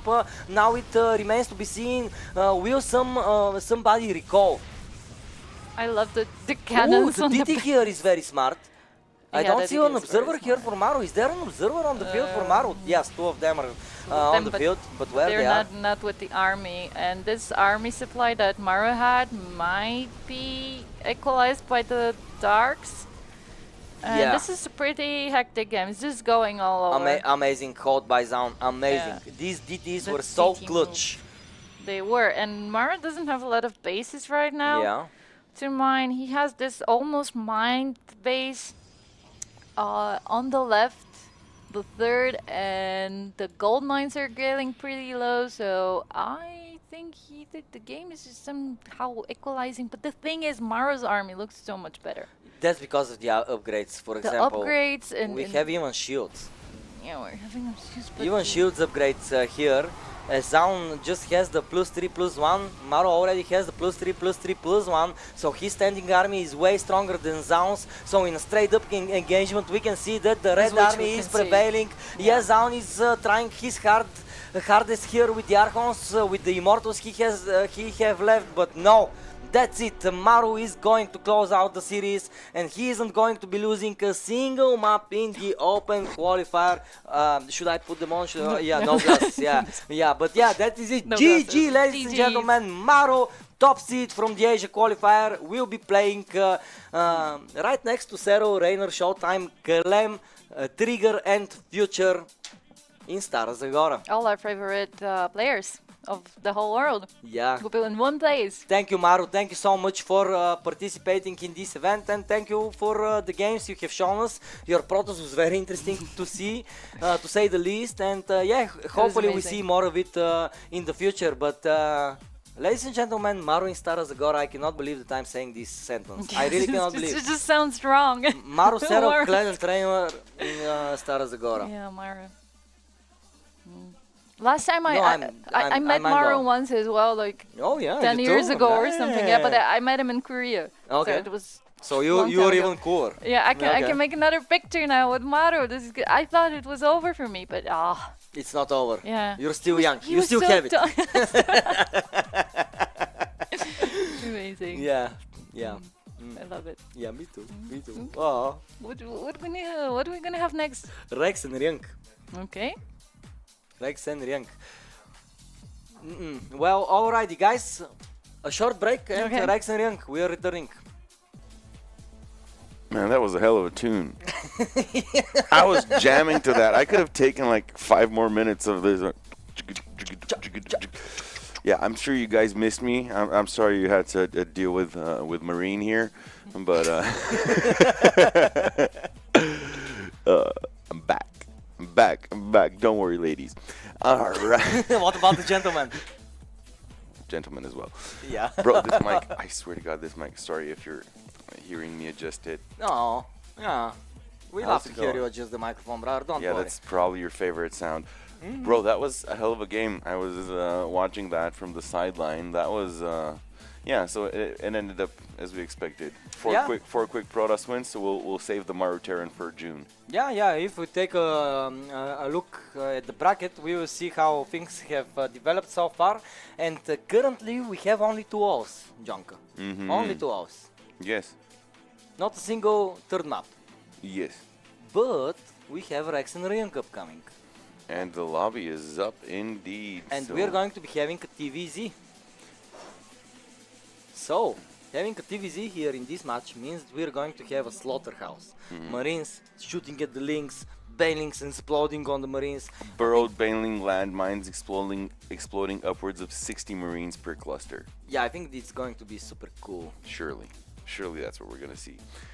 Alrighty. I'm just going to join you guys in the lobby and I'm ready to go. Up entering, downloading, inside. Yeah! I'm inside the lobby with Ryung and Rex. We are going to have the Taiwanese Zerg standing Privacy. up against the South Korean Terran, of course. I mean, too many Protoss here, it would seem. I thought we have only one, but Maru playing Protoss was something of a surprise even for me. Yep. What is the first map? Ley lines. Just kick him. Yeah. Yeah, Zaun is waiting for actually the victor of this series. Fixed game privacy too. Oh, adminning from the caster's desk. Well, hey, I'm just Yeah, nice. Alright. Fix. fix, bring me some coffee. Right? Yeah, bring.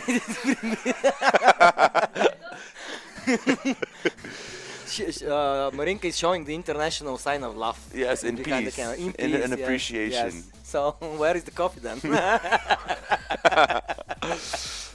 Oh, you're terrible. You're terrible. Go, go, go. I see Gogo is in chat, so that means, guys, we're going to be loading into this loser match, but these players are everything but losers. Yeah, though they are I would actually call that the lower bracket match. Lower. It doesn't roll off the tongue. Yeah, that's true. Lower. Oh, Yeah. right. Ley lines. I have not seen that one. Dude, you just laughed like a Man, like an old sailor. that smoked 20 packs of cigarettes a day, right? Exactly. You were like, that was good. Oh, that was good. Oh, All right, do you know what guys. is better? We have our players loaded on the map, so ladies and gentlemen, let's introduce first the Terran in the top side. We have from Team Vitality and South Korea, Ryung. And in the lower right, in the Zerg, in the red, we have Mr. Rex. Rex, Mr. Rex. Dun, dun. Man, by the end of these qualifiers, I have recorded some tunes for the openers, you know, like bing, bing, bang, bang.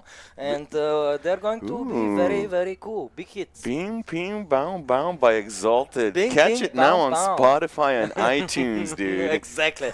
I'm gonna make a fortune. I'm gonna make so much money that I'm going to be making StarCraft 2 tournaments Guys, every month. it's spelled ping, ping, dong, dong. By the way, hatchery first here by Rex. So, very chill. It was like hatchery and then extractor and then spawning pool. Yeah, this is exactly the most standard approach, Jonka, and I would be surprised if I see Rex cheesing with a pool first, in all honesty. You should. No, against the Terrans it's a little bit more difficult because Come usually on, Terrans man. they wall off naturally, right? And with just links it's a little bit difficult to pop them. Yes, you might do that if you go for a bailing bust, for example, but it's too big of an investment, too big of a risk, and I would prefer to see a macro game for sure, think I especially in might a be TVZ, especially in a affected. TVZ. I might be affected by Musarama. I think he's gotten under my skin. I just default to his aggressive style and expect it. I'm like, all right. Where's the early spawning pool, dude?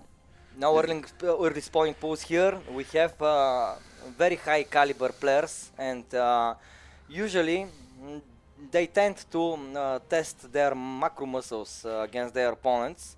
And if they see that they struggle, they might opt to go for something more aggressive. Still though, first interaction of the game is here. The Reaper of Ryung will try to mess a little bit with the drones of Rex. One of them almost dying, but good save by Mr. Rex. The Queen comes out of the hatchery at the perfect time to shoo away the Reaper. But now the Reaper can patrol between the two potential third base locations for the Zerg, so we will have to see if the Zerg player will actually manage to get the base down, and he will. It was running towards the block.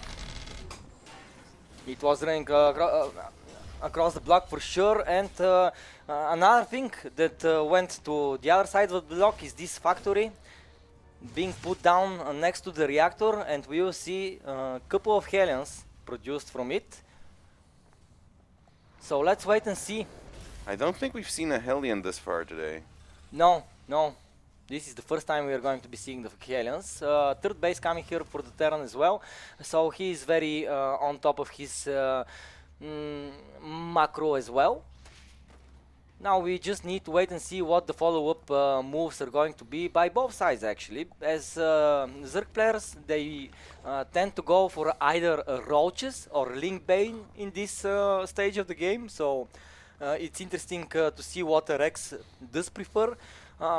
If the previous games are any indication, yes, it was in a different matchup, but what I saw, he likes the mobile units, he likes to use Mutalisks or Links or Hydras, so maybe we will see more Link Baneling play out of him on this map at least. Banshee coming by Ryung, so the first Banshee of today as well in production.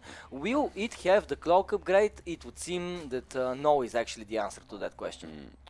This almost reminds me of a build that me and Marina watched 100 times one of these Saturday casts. But ooh, and this little hit squad of a few Hellions with a Reaper has been circling the Zerg base here at the edge of the creep a little bit, trying to find something, maybe some information, maybe a misrallied worker or something, maybe a ling or two, and it's not finding too much, but it's getting a lot of information, and it's maintaining map control here for the turn. Yeah, absolutely. Good positioning on that overlord there on the high ground.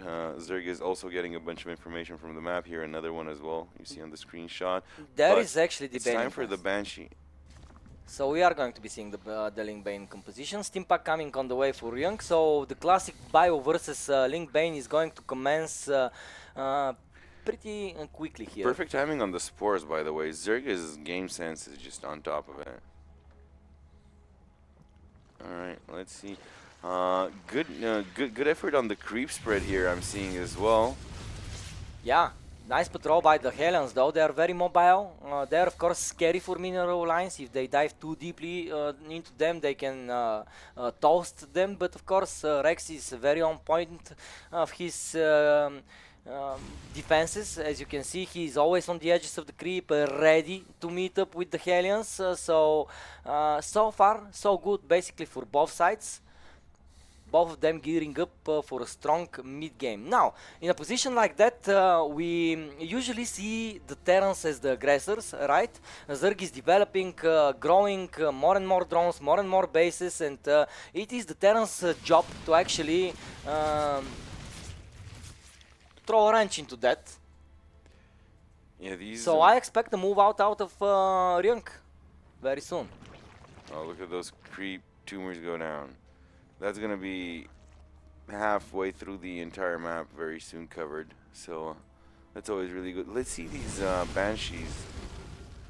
Let's see if they're gonna get even more kills. Up to right now, they don't seem to have any kills, but surely they'll rack some up very shortly now. Yep. Oh, there's so But much. so many queens though here. Yeah. There's And an overseer. But tanks and marines are going across the map. I'm experiencing some issues here. yeah, this is all across the board. I see it on observers and yeah. Maybe Clearly, there's it's from everybody. yeah, it's global. I'm getting it. You're getting it. The players are getting it. Observer as well. So.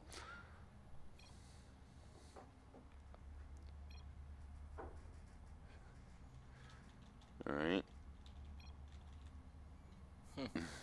Everyone's spamming ASD, guys. Just, you gotta check, man. You gotta. If you don't spam a little bit of ASD, like, what are you even doing? Actually, our ping also looks good. But we are playing on the Korean server. Let's not forget that. Rex is from Taiwan. We are from Europe. We wait for it to pass for a couple seconds. All right, should we unpause and see if it's better? Go. Gogo is in the chat, so let us continue. Game resumed. Hopefully the wax spikes I love that voice. are a thing of the past. Because we have a battle weapon coming here. As the Terran is pushing further and further across the creep, Queens are here next to the hatchery, Banelings and Links coming to defend as well, but the tanks are in a very good position. The Banshees are here as well, Marines are going up front. Banelings, are they going to swarm into the Terran? They are doing so right now, but the tanks remain strong here. More and more Marines are joining the fray. Banelings are non-existent right now here for the Zerg player, so Ryunk is going to win more and more meters here. The splits of the Marines is just perfect so far. More of them remain here and they will inch closer and closer towards a good position here next to the third base location of the Zerg player. And oh my god, all the defenses have been demolished here by Ryunk, and Rex is in trouble and Rex will GG out. Outclassed here a little bit, it seemed like. Yes, I would say so. I would say so. Ryung was never in danger on Yeah. this map. Never. I never saw a scary moment for him. Yeah, that's what I was gonna say. No sweat. No sweat. He decided to go for the Hellions. He was active around the Mm-hmm. creep with them. He was kind of keeping the Zerg in check with them, right? Because when you see so many Hellions, they're very mobile. If you go with a lot of links to the other side of the map, I mean, the Hellions can catch up with them quite quickly, right? And they can kind of burn them to a crisp. So you cannot really counterattack that much with the links in the early stages of the game. So what do? You make more drones, you make more bases, you try to get the upgrades out to get as many bailings as possible, and this is what Rex tried to do. But while all of this was happening, several tanks in production, a lot of Marines, couple of medivacs, the Banshees were saved from early on, Yeah. and this combined power of the Hellions, Marines, and Banshees with a couple of tanks was more than enough for the Zerg to break here. Yeah, those units had longevity, and they were saved, as you said. That's pretty crucial that the Banshees lived and then rejoined the fray. Also, I was thinking that roaches Yeah. would have been really good. Like, I think roaches on the Zerg side would have been possibly a better way to try to handle this. Did you drop? Yeah, I restarted the game just in case. Alright. Yeah. Just in case, I want to see that everything is cool, and I'm going to get into the lobby afterwards. Alright, admin, if we can just wait for Exalted. Alright, well, your expectation, I'm thinking it's going to be another 2-0 though, because as we said, Ryung was definitely not sweating. I mean, Rex is definitely could beat me just with his mouse. And no way I'm not throwing shade, but yeah, I'm looking at Ryung, kind of like doing this with his hands right now. Yeah, it would seem that he will get closer to the other top seed spot. But keep in mind, guys, that even if you lose this elimination, so to say, match, you're not out of the tournament, as we have 4 participants and 4 of them will qualify. Yeah, this Yeah. is just seeding. This is just seeding for sure. Well, I believe that there might be a problem with my computer, so I'm just going to be... Is it really? Yeah, I have trouble joining the lobby and There, stuff there like it that. is. Click it. Okay. There we go. No more trouble. We shoo the trouble away. Let us start this game. Okay. And Okay. guess what map we're gonna be looking? Frostline again? Really? Yeah. Oh my god, guys, please pick a different map. No. Please, I want to see some No. other maps. No. I saw Frostline, I saw Ley Lines. You know that meme? It feels like we have 2 maps in the map pool. It's literally that meme. It's like that angry no. Yeah, I know that meme. That is the meme right now. But do you know what to say yes to? Bellum Games Elite in June in Stara Zagora in the summer theater. In the mesmerizing summer theater. Mesmerizing nexus of a summer Oh theater my that it god, is. yeah, it looks like it's out from outer space. Yeah. Yeah. English, please, English. Come to me. Come to me, English, please. Yes. I want to talk, I want to speak. Embody me. Give me the voice. Give me the voice of the English gods. But yeah, ladies and gentlemen, the final countdown towards potentially the final map of this series as well, as Ryung seems on fire. He is very much on fire. And I we was do actually not expecting mean- a 2-1 from Ryung and Zaun, but it was a 2-0. No. So, No. so let's hope maybe. We have maybe here we loaded have a into tight series. Frostline, everyone. We've loaded into Frostline, and here in the lower left, in the blue, with the Terran, we see Vitality's Ryung, and what a legend that guy is. Oh, we're seeing those lag spikes again. Oof. Oof. I'm expecting a pause again soon. And in the upper right, in the red, with the Zerg, it is his opponent. No slouch whatsoever, but he is definitely the underdog, and he is a point down. He is Rex.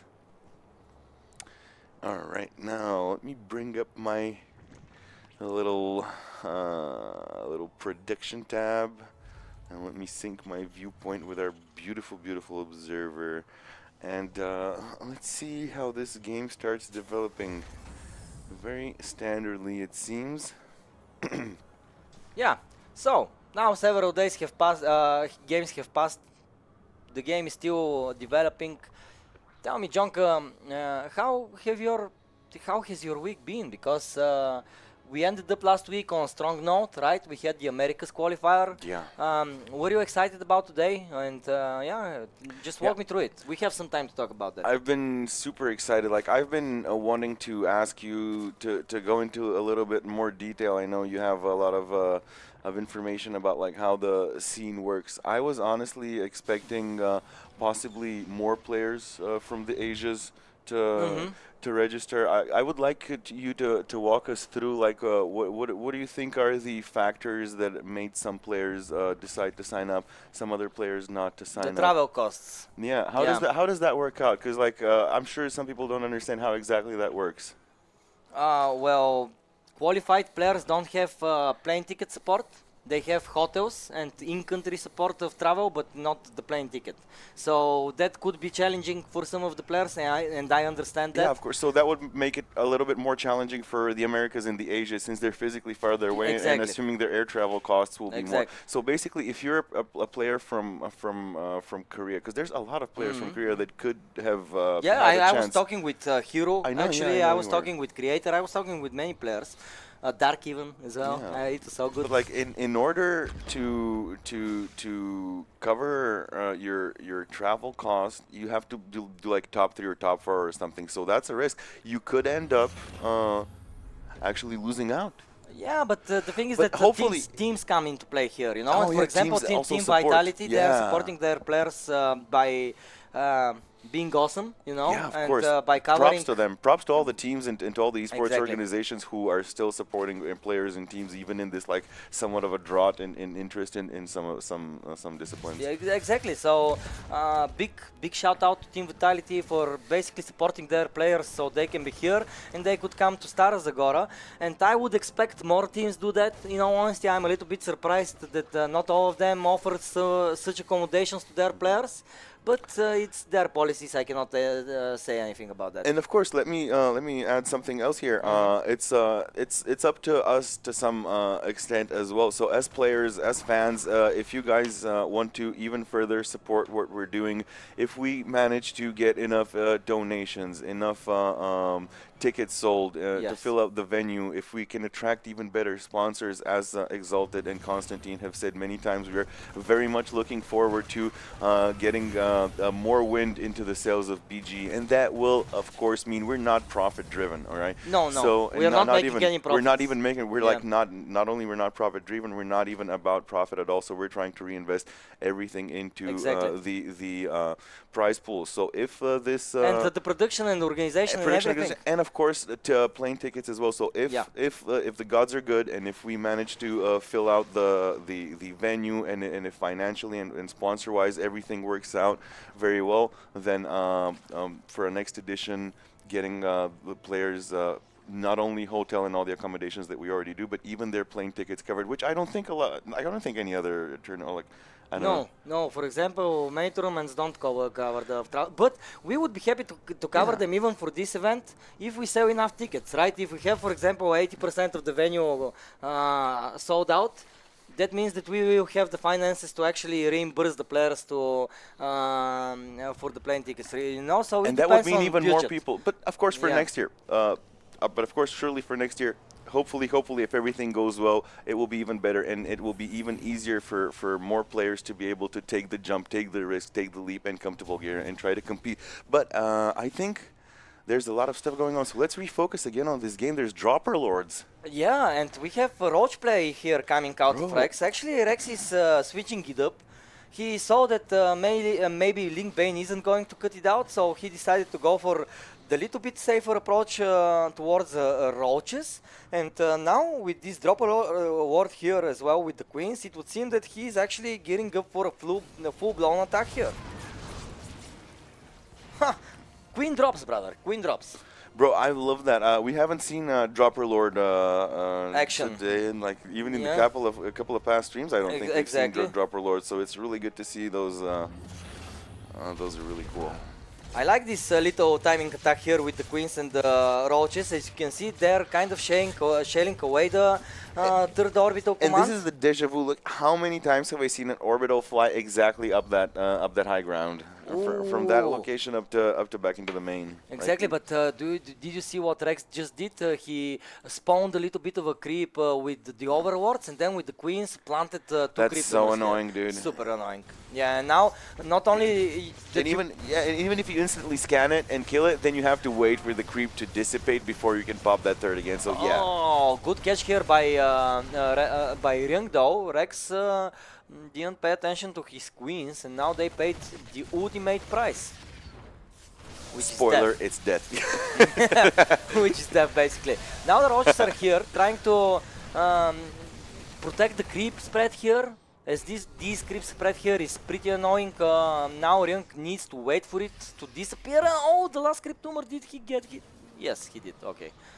But now he needs to wait even more for him to drop this base. So good moves out of Rex here. Alrighty. Infestation pit. Very early infestation pit here. I believe that we are going to be seeing an early hive. I don't believe that we are going to be seeing swarm hosts. What tech would he be rushing if it's an early hive? But usually Vipers are something that is super important in this matchup. So I would guess that Vipers are going to be... Vipers mostly for yoinking purposes, for yoinking tanks? and not only, for the blinding count as well. For Cloud, okay. The Cloud is pretty strong. Ooh, drop here, Oh, but Good positioning on that spore. good defense, yeah, for sure. Oh, Actually, oh, I love it. Bro, I love seeing corrosive biles hit aerial stuff. Oof. yeah, Feels it's so good. rare actually. Feels so good. But we are seeing that Rex is building towards the transition that usually Zergs do, right? They stay on Roaches in the mid game and then they go to Link Bane Hydra. And now when I see these Hydra lists, then I can tell you with certainty that we are going to be seeing lurkers. Upgraded lurkers with the Hive. By the way, do you think Zerg are agendered creatures? I don't think about stuff like that, Junk. I don't know what troubles your mind, but I hope that you resolve your issues quickly. What are you yeah. Bro, like- I mean, if you need a hug, brother, I will give you Bro, one, 1000%. Come on, girl or boy? Is the queen a girl or a boy? Queen's obviously a girl, Okay. right? The Ling is obviously a boy. Yeah. The drone's obviously a boy. No, the drone is obviously food. Yeah, I would say that the drones are food. All right, They're an exquisite delicacy. all right, all right. I'll give you that. I'll Yeah, give you that. thank I you, would thank definitely try, like, grilled drone. Yeah, 1000%, brother. Oh, It's so look- slimy oh, and juicy, you know. The siege up, siege up, siege up. Get Oh, the siege tanks? up, get the siege. Oh, beautiful positioning up there on the. Just don't. Oh my god, these Roaches and Oh. Ravagers, they were just melted by the Bio Ball here, which is actually pushing further and further ahead.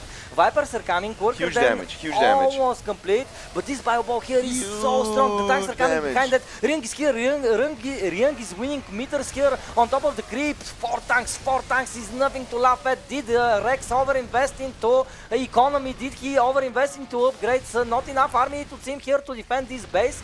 The tanks are the main target here for the Ravagers and the Roaches, but every time they try to inch closer and closer to them, they receive a lot of shots. Now we have another army coming here from Young, and yeah, even though we have some Vipers on the field, it would seem that this just isn't enough as the top base will fall, and Rex is again just on 3 bases.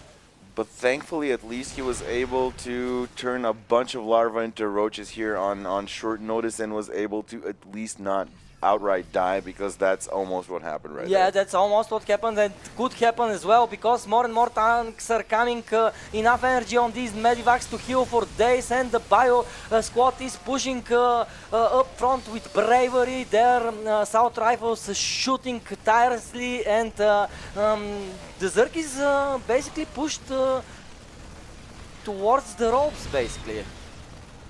I don't even think. Yeah, And that's it. GG. GG. I was just gonna say, I don't even think Ryung fully realized, like, he was doing this the regular ebb and flow, like, you know, this way, that way, Yeah. you move this, and as it was going the regular ebb and flow of the battle, suddenly he found himself winning. I don't think he even realized that will be the game-ending push. He was just like, it was the natural flow of battle, and then suddenly he was like, oh wait, I'm actually gonna end him with Well, this. he sieged his 4 tanks very well on the high top, ground. yeah. And this was a little bit of a mistake by Rex. He thought, alrighty, maybe I can push in a little bit, maybe throw the bios, Overextended. but 4 tanks. He overextended just a tiny bit, and then on the way back, it was just over. I think he didn't expect on the high ground to have 4 tanks. Maybe he was thinking 2, but 4 shoot differently, man. It feels different. Yeah. Yeah. He got melted. Yeah, he literally got melted over there. And by the time he was retreating, and then the chase by the stemmed up group of Bio, he did so much damage that suddenly Ryung, I don't even think Ryung was fully committed to like getting the tanks in behind the. Anyway, he's out, or he's not out. He's bottom seed. What are these glances you're giving me, I mean, I like to look at you. Oh. bro? No, not really. Not really. Not really. I couldn't even lie. Bro, he's so rude. Like, first thing, he didn't invite me to his birthday, and now he's like, he's calling me ugly on stream. Like, oh my god, I want like But compensations. I didn't invite him to my birthday, but he got me this though. I didn't.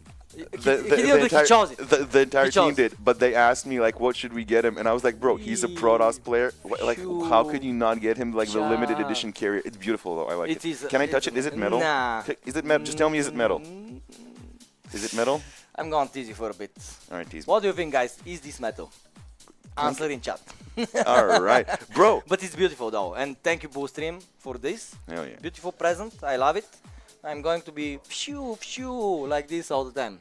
Let's see that bracket, dude. One more final remaining. Oh, stolen. Distracted. Did you see that? Did you see how I trolled him? I'm like, bro, just do the thing. Guys, it's not metal. It's made out of titanium. Beautiful. It's made out of titanium. Yeah. Oh my god, I'm going to smelt that.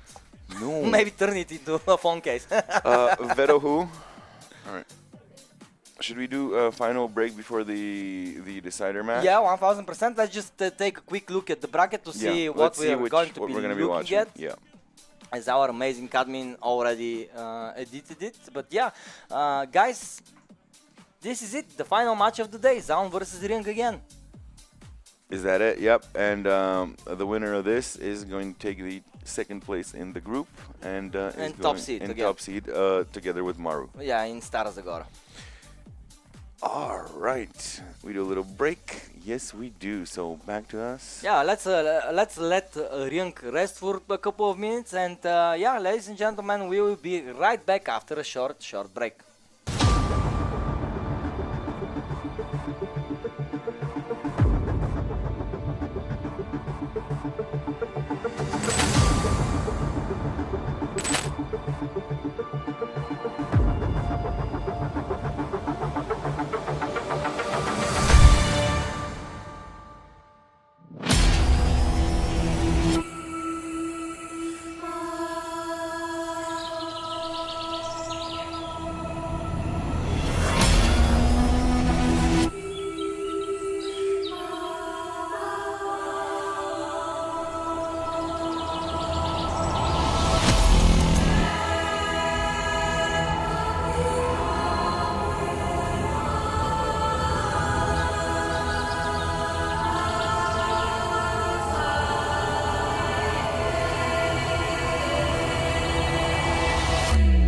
Welcome to the first ever major esports tournament in Bulgaria. We have gathered here to witness history and watch our most beloved game, StarCraft 2. I want to thank you all for being here. 16 players start today and will none get eliminated. Today we start with a ZVZ Rainer versus MSRM. The Bulgarian mainstay versus the man from Italy, the Clem Slayer.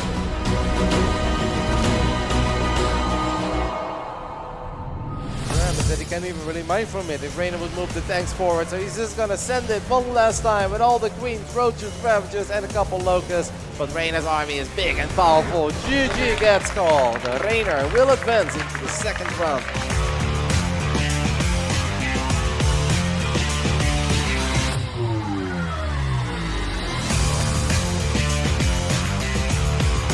These are 4 tanks Rotterdam, and I believe that Oliveira actually did, and he will close out this series. What a game by the 2023 World Champion. It's GG! Oliveira wins! At this point, there's personal healings for almost every single go. Solar, he might clean this fight. He might force Clem to go away. And actually, maybe more than just might. He does make it happen, but the damage is not there. Solar does not win enough.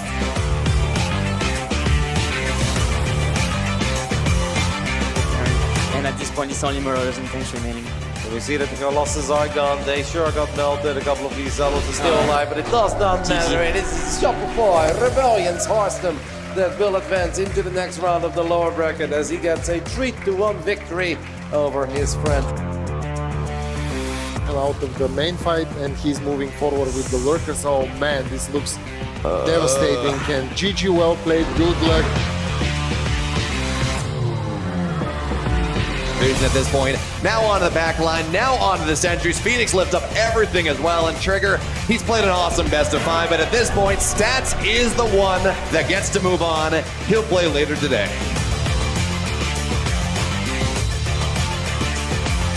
Bad boys. By the way, this double drop that was supposed to do so much to bring Oliver back in the game, maybe distracting Clem a little bit, stims down the ramp, but the tanks are still here. What are you gonna do? The answer is absolutely nothing. Hello everybody and welcome to day 4 of Bellum against Elite Stara Zagora 2024. Are you ready for day 4 of Bellum against Elite? Glendo, he's cleaning Ravagers left and right. Only 5 Ravagers remaining here. The tank is upstairs, he really needs to take it down, and he does. Both of them. There we go. At this point, it was a 10-minute hold, but at the end of the day, Clem is able to make it happen. He's able to withstand. Oh my god, these SCBs, they're the saving grace here of Oliveira, working so hard for their Terran General to keep this alive, and this is it. GG! Oliveira goes over to the final of the first major esports tournament in Bulgaria, Bellum against Elite.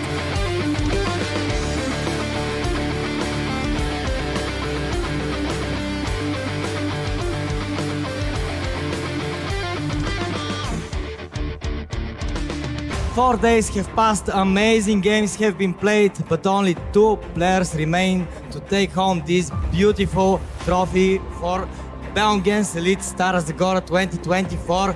Tell me guys, are you ready for the finals?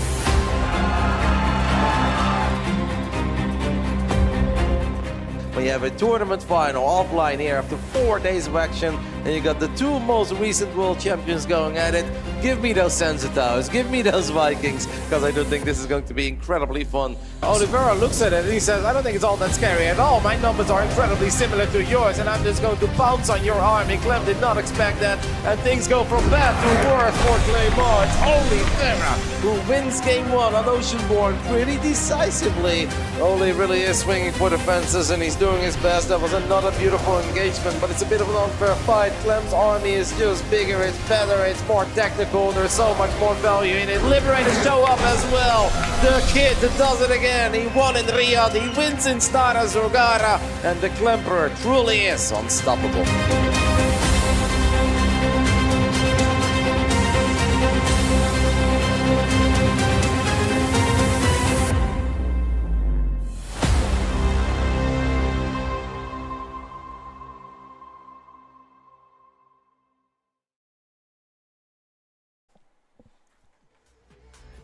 What a beautiful version of the after movie. It says see you next year because we rendered this movie last year.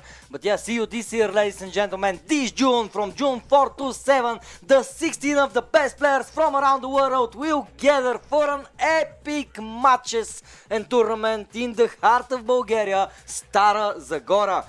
Amazing city, beautiful venue, amazing players. StarCraft 2 is the best form of digital competition there can ever be. And I couldn't be more excited. So guys, I hope that I see you all in Stara Zagora this summer. And if you do come, please be sure to say hi.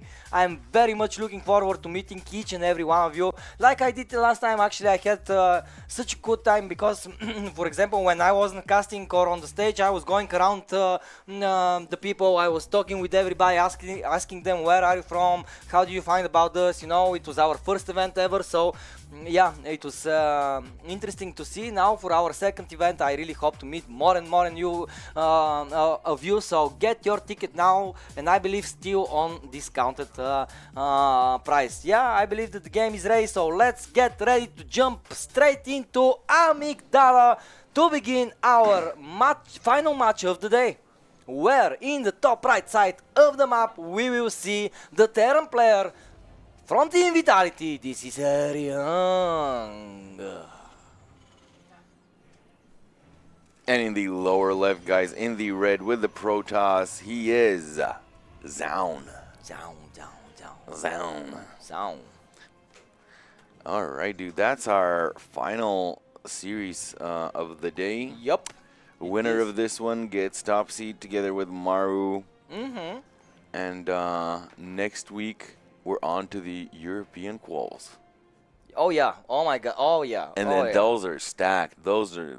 We have so many players We'll there. say a few words about that after this series. So let's see. I'm interested to see, since these players know each other so well, like there's so much behind each and every scout. There's so much intentionality around everything. Like we're able to catch and analyze only a fraction of what these players specifically are doing, because they've played so many hundreds of games against each other. Yeah. They know their pet peeves. They know their weaknesses. They know their timings. tendencies, their timings as well. So an innocent, just regular default scout could look very regular and non-consequential to us, but the pathing of the scout, the exact timing of the scout could be looking for something that the one player knows about his opponent.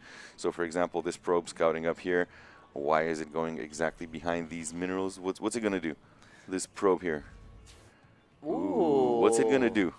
It seems like it's going to plant down a pylon, It has right? a plan. It has a plan, so It it has would a seem. plan. A second adept actually from the gateway, which means that we aren't going to be seeing a stalker, which means that we're saving gas. What are we saving gas for? Okay, Twilight Council. Well, it's not going to be a proxy just yet, it would seem, at the 12 o'clock location, but probably Zaun was thinking about that. All right, and it moves a little bit now. Yeah, now it's already just going to go to the Zeonaga Tower, and I believe that it will be hold positioned there. While, of course, the adepts will come here, and they will be looking for some sort of information, mostly, as I expect no damage to come out from them. Because there is something actually interesting.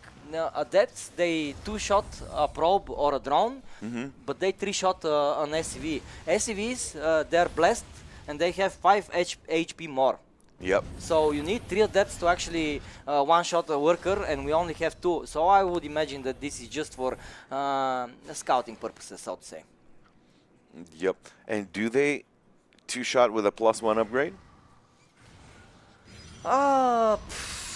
Yeah, but then again, if the ICV has an upgrade, it becomes a little bit of a weird mathematics there. Yeah, and this time around we are going to see again Banshees, but instant cloak. Yeah. And against the Protoss player, I would argue that cloak is kind of mandatory. Yes, they can go for the observers, but if by any chance we don't see a robotics facility just yet, that means that the Banshees can reign supreme with their cloaked ability. But a robotics facility is coming on the way, and I would expect that Zaun will produce at least a couple of those very useful observers. Oh, man. As I said last time, it feels so bad to produce a couple. If you can just get away with one and then use the remainder of your robo timing for buff stuff, that feels so good. Yeah. Oh, get fried, little probe. Get fried. Actually, Marbeto, one of our hosts here at Boorstream, he brought an air fryer here. Oh. So maybe we can try some air fried drones afterwards, after the dude. stream. I will be hungry. That So sounds crunchy and crispy. Yeah. Just order, please, so the takeaway comes here on time. But before that, let's focus on the PvT action here. The first Banshee already here, but Observer greeting it, and the Stalkers will send Scare it it away. away. Yeah, definitely scared. But 6 probes though. With its little propeller tucked between its legs, it's going back to find some value elsewhere. Oh, there's another lag spike. Hopefully these players, this is not affecting them too greatly. Yeah, you know, Korean server, long distances, you know how it is, guys. Yeah, on LAN, nothing like this is possible. Oh, surely. Yeah. Although, big props to our network team on the last LAN. We had this huge like attack on the servers, but our network team went through like one of the nights of the events. Like no one knew anything because they took care of it, and like the effects of it were not felt. But we were actually under like this heavy DDoS attack, and even there was like the story of like one of the network. Like a router or something, like actually melting at the data center that our internet was coming through. That's how intense the attack was. But our admins and our networking experts and specialists proved really capable, and we didn't experience any lag or anything during the actual tournament. But yeah, one of the nights was a nail biter, guys. We were under heavy DDoS. But yeah. Surely everything will be fine. Ooh, and these stalkers here on hold position, only 4 of them, almost got ran over by like a bunch of bio. Felt like they were outside a screenshot. Alright. And now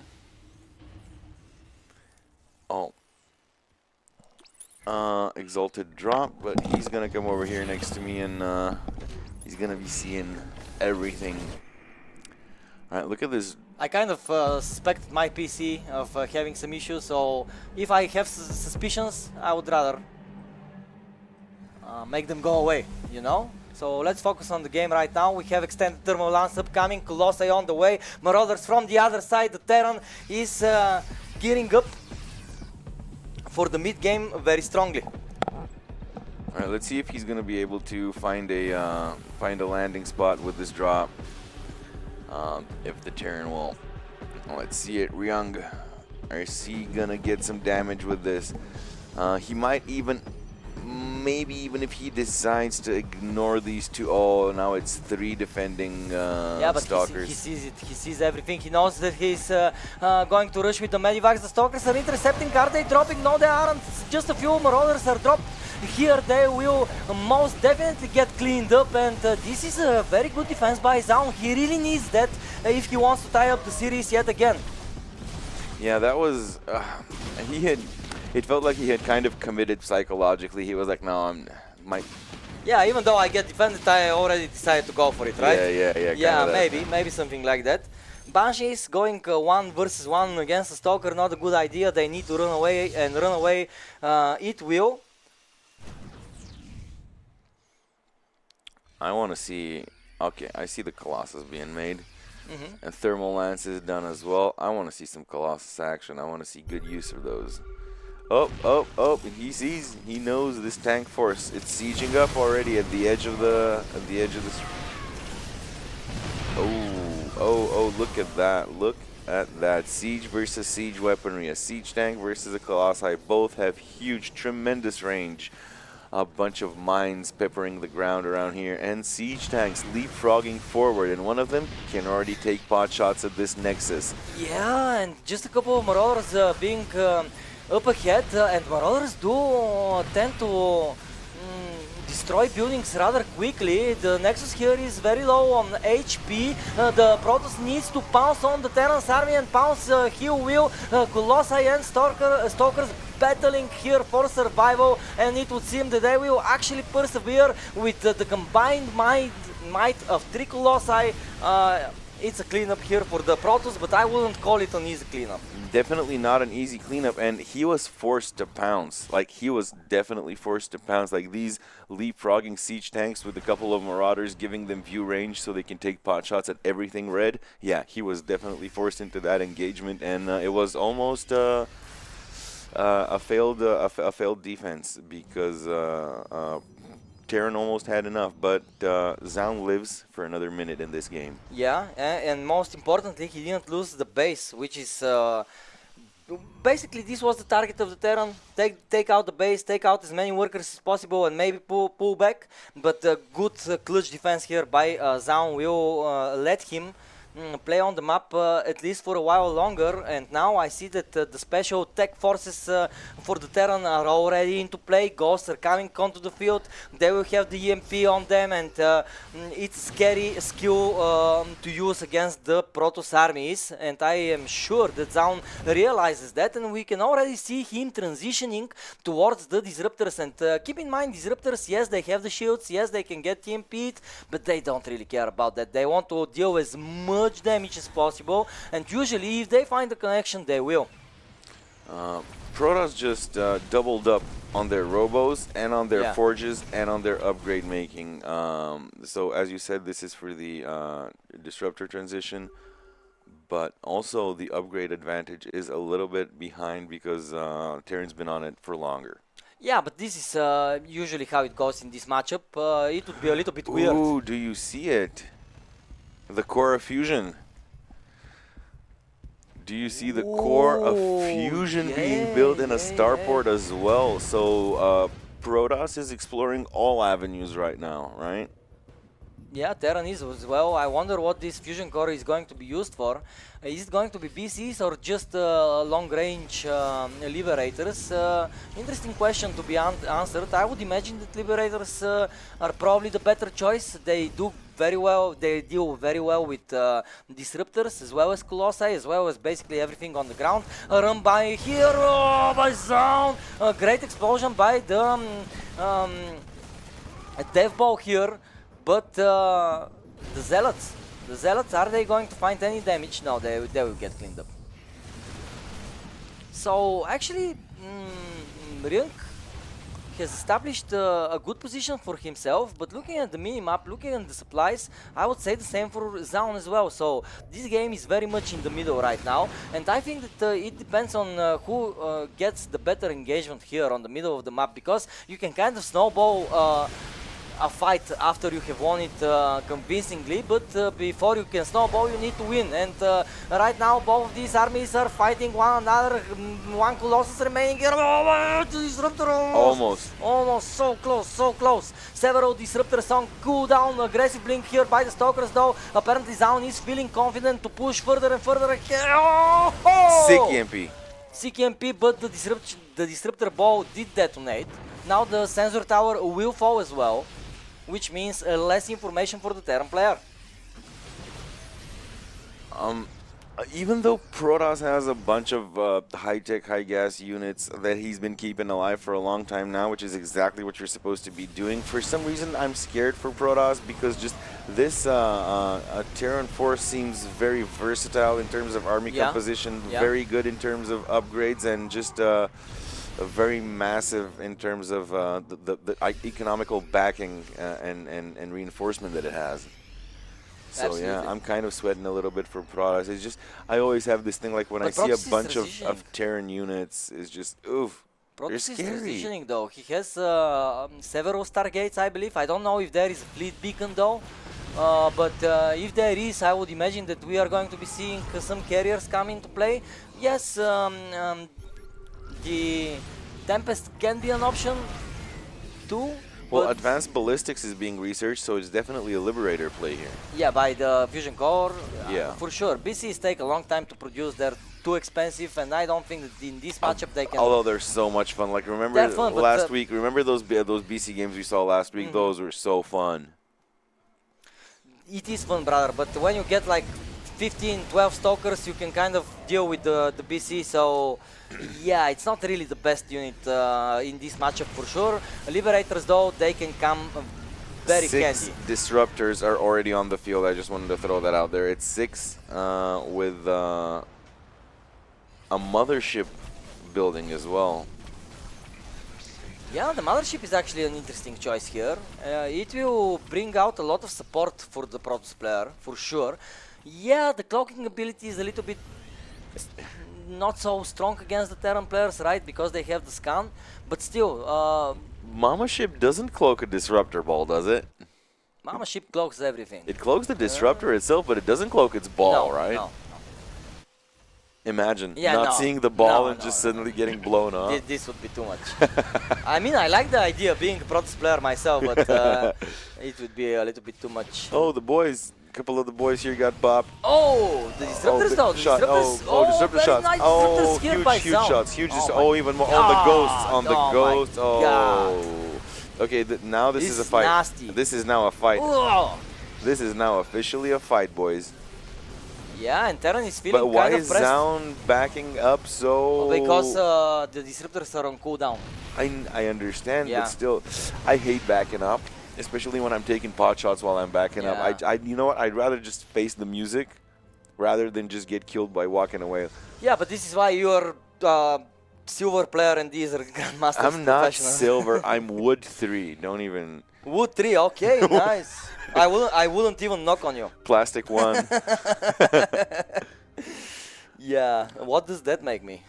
Bro, I don't know. Paper Paper 2. division. Paper 2. Yeah, maybe. Play-Doh 1. I mean, brother, I really tried to get to Grandmaster, but yeah, nah, not too good apparently.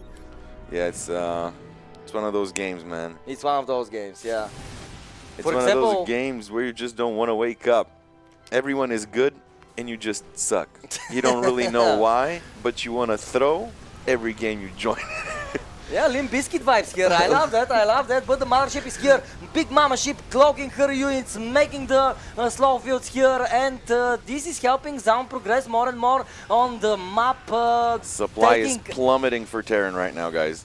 Absolutely, he took out another base as well here, and Zaun is in a very dominant position right now. These disruptors have been the on game changer ghost. for him. And this might be all she wrote, guys. I think so, I believe so. I believe that finally in our last game we are going to be having a third map, ladies and gentlemen, or at least this is what the supply do show us right now. The supply. The supply, yeah. Supply. Which never lie. And there are the carriers.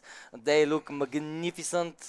Yeah, we have one of them on our desks. That's true. Which skin variant is this, by the way? Golden Age. Is the Golden Age Yeah, one? yeah. Nice. Yeah, it's actually pretty sick. And I love the purple coating. But that doesn't matter right now, as we do see more and more carriers being added here, more and more zealots being sent to the other side of the map, and why not? Zaun can afford that. He is rich in minerals, he is rich in gas, his resources are through the roof, economy booming, no crisis there. Apartments still very cheap. Bro, it's because of the tariffs. They're tariffing the other races so hard. Yeah. Even scarier right now. The army composition of Zaun looks tremendous, while on the other side we have still a very mid-tierish type of army. Yes, we have a couple of ghosts here and there, but this isn't what you want when you're battling against carriers, Colossi, and so many disruptors. And right now, with this push, Zaun will be looking to close out the map. Will he be able to do so? Marauders trying their hardest to shell away the pushing Protoss army, but with all these carriers, with all these interceptors, with everything that Zaun does have right now, it would seem that he will be in a better position, but the Marauders managed to push through. What happened here? How did Terran win the ground army? I have no idea, but it happened. But this isn't going to be enough, as there isn't a single answer for the carriers, and Zaun, ladies and gentlemen, will tie up the series, bringing us to a first third map of the day. First third map of the day. Jeez Louise. All right, finally. All right. That was exciting. Mrs. Observer, can we put on the option for the health bars in the options menu? Just press F10 options and you will find it. Thank you. Head to batters. I didn't even notice their lack. Yeah. All right, let's see a replay here real quick. Production has something for us. Damaged health bars. All right, here we see this beautiful little drop that tried to happen. Oh, and the siege battle of siege battles. Look at these beautiful, beautiful lasers that these Colossus shoot. Such a beautiful unit. And look at it majestically sticking its beautiful Protoss head above the entire other Protoss units, above the ball. Oh, beautiful, beautiful connection there on the disruptor. Beautiful disruptor shot. And here there was a bunch of other really good connections over here. Good job on production catching these replays. Yeah, Our production colleague is not a very avid StarCraft player, but you don't need to be one to be able to recognize these super hype moments happening. Yep. All right. Man, having such type of games on our channel makes me so excited Right. about Stara Zagora, because all of these players are going to be competing there as well, and Yeah. the quality of the tournament just gets higher and higher. And as you said, next week the Europe qualifier, Yo, that's gonna be sick. 5 slots. 5 slots. 5 slots. Yeah. Yeah, it's Please, going to be let's epic. after this, I want you to show who's signed up this far. Absolutely. We can do Yeah, do that. let's do it. I want to Yeah, do that. I yeah. want to do that. I want to get hyped. I up want for to get next hyped myself as well. I actually didn't see. week. Spoil me. Has Max Pax Max Pax's brother is not really accustomed to playing LAN tournaments. I would love to see him play in Bulgaria. Everybody would love to see him play by the way, on LAN, but is he incognito? yeah, we haven't seen him. Yeah, we haven't seen him, No, right? no. Yeah. He's a mystery. Because I've noticed that there's no picture of him in, Yeah, when I yeah. was looking him up. No? Interesting. He's Yeah, like I actually like this about him. You know, he's keeping up this mysterious persona, and as you can see, we're discussing it. You know, it's Yeah. making headlines. So yeah, cool stuff, cool stuff.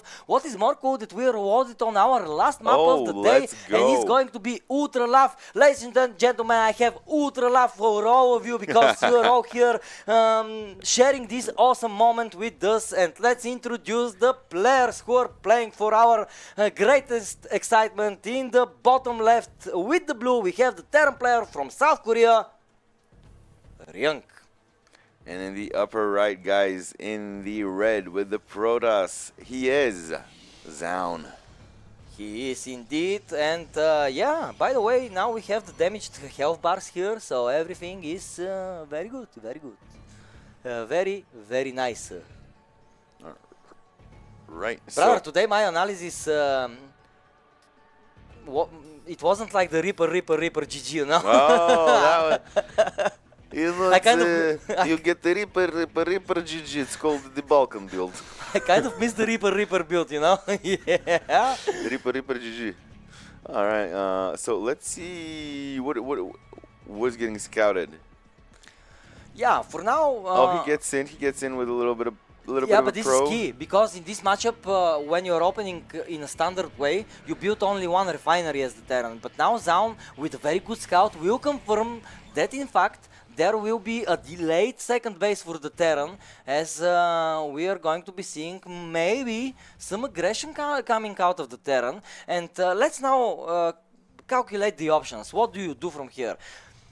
Usually, I believe that one of the best approaches is to just go for a quick factory, quick starport, mines, and then try to pressure like that.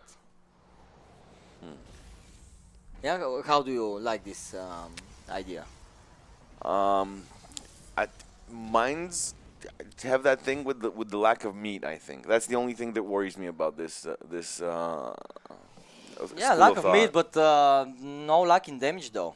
No, they definitely do not. But if things don't go exactly as planned, they're not good bodies.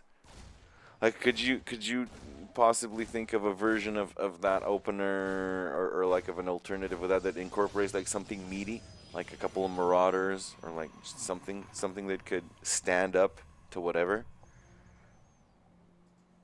I always feel like I feel a lot more comfortable like having something you can touch, you know, you have a marauder, roach, like a body, rather than some gimmicky thing like a bailing. Like, I mean, a bailing is great, like it can blow a lot of stuff up, but it can also do nothing. A mine as well, like Hellions as well, like they could burn a bunch of light units, but also they pop like paper mache dolls, right? So I'm always a fan of like sturdiness. Yeah, I understand, but maybe you don't play enough rogues in MMOs. I never. Yeah, right. You play the tank. I'm always like either like a tank or a healer or something like that. Yeah, exactly. So you wouldn't understand I even wouldn't, if I yeah. explain. Yeah. I don't. Guys, forgive Junk. and He's like- just a tank. And like, I don't get like this hype. Like in all my RPG parties and like people that I play, everyone's like, no, I'm gonna be the DPS. No, I'm gonna be the DPS. No, bro. Everyone's like this sword measuring contest. Yeah, you know? yeah, I know. I have been a part of that for a long time. Yeah. I was never into that. I was like, you guys fight over like the rogue. I'm just gonna be like a tank or a healer or like an AOE mage Yeah, or like whatever. good for you, good for you. I remember my first days in World of Warcraft. I was forced to be a healer.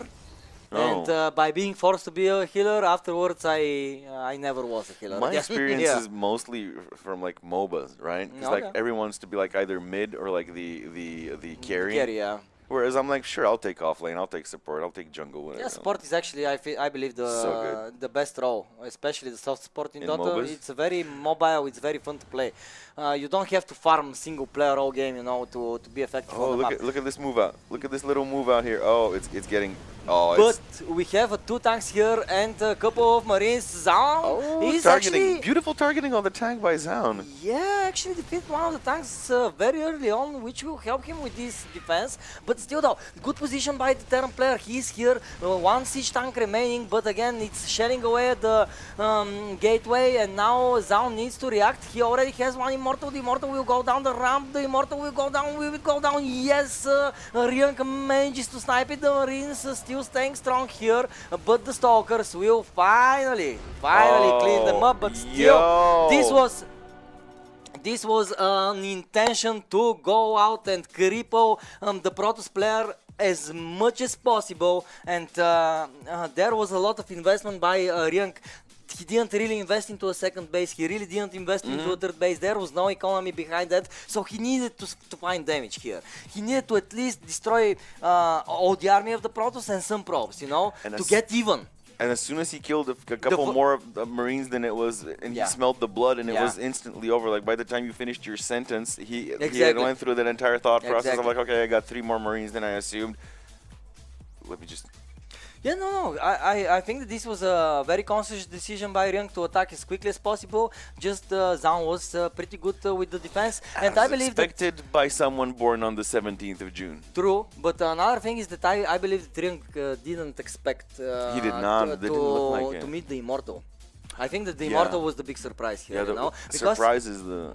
yeah, because if there were only Stalkers, yeah, we saw the Stalkers can take on the tank, but still, if it's only Stalkers and Marines and the tank, again, it's very difficult for the Yeah. Protoss. But with the Immortal, one Immortal tanking so much damage, of course, it's dealing so much damage to the tank, and we saw. This is exactly what I was talking to you in terms of like meat and flesh and like body. Like that's a body, like an immortal. exactly. Like, that's a body. And dude. that is a tank unit. Yeah. And I'm not even talking about like a tanky unit per se. Just like feels like a body. It feels like something you need to overcome. It's not just like boom, it's there, and then boom, it's not there. Like 10 banelings. Now 10 banelings are there. You blink, 10 banelings are not there. Like 2 immortals are there, bro. Those fuckers are there. Yeah. They're there. Absolutely. Oh, But dude. do you know who else is there? Maro, Riank, Mr. Zaun, and Mr. Rexer all qualified for Bellum against Elite Stara Zagora 2025, ladies and gentlemen. And there we have our Asian representatives. Amazing players that we have, and we did see some very cool games, as you can see on your screens right now. The bracket. Only one game going to the distance, but still very entertaining games, very entertaining players, and I want to thank each and every one of them for signing up, and I want to thank, of course, again, Team Vitality for supporting and hyping up their players to play in our tournament. It was super cool to see that support. We felt it, and yeah, guys, we cannot wait to see you as well in Stara Zagora. You can see that the lineup is getting crazy. We have Maro, Zero, Rainer, Clem, and all the other tremendous players in the lineup. I'm mind blown. If you asked me several years ago if I think that in Bulgaria we can host these players, I mean, I'm a dreamer, brother. I never say no to dreams. But I was going to be very, like, probably no. You know? Yeah, I was going to be trying to be realistic, right? And look what happened. Last year, 16 of the best players. This year, 16 of the best players in Bulgaria. I still can't believe it's real. Yeah, sometimes You're me just neither. hologramming something. Yeah, you're in simulation right Yeah, you're now. simulating this, bro. There's no way this is happening. Bro, let's check That's out the so website. It's cool. already updated with the... Oh, so cool. It's already updated with the... so we can already know 4... So 10. 10 of the 16 are already known. Yeah. Yeah, so let's go to the website, guys, and here we are. Yeah, so the invited players Of course, Clem, Zero, Rainer and Showtime, but now we go to the qualified players, ladies and gentlemen. Of course, we are going to update the pictures as soon as we receive them, but as you can see, Mr. Yoon Trigger Honk is going to be playing from Canada. Joseph Stanish, aka Future, is going to be playing from the United States. From South Korea, we have Cho Maru Songju, we have Kim Dong-won, aka Ryung, we have Park Han-so, aka Zaun, and Lei Hu-chen, aka Rex from Taiwan. So 3 South Koreans and 1 Taiwanese player are going to be joining the 16. And the remaining 6 players are going to be made up by the 5 players who will qualify from the European Open qualifier that's going to take place on the 29th. That is next Saturday here on this channel. And the remaining one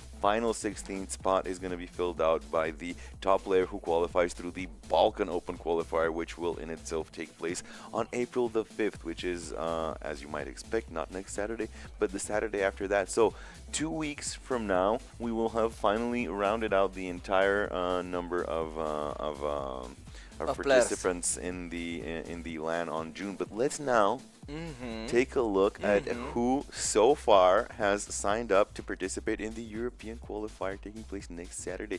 And I see a bunch of cool names. So oh my god, I see a bunch of cool names. Okay, starting up with Nitix, the Bulgarian representative.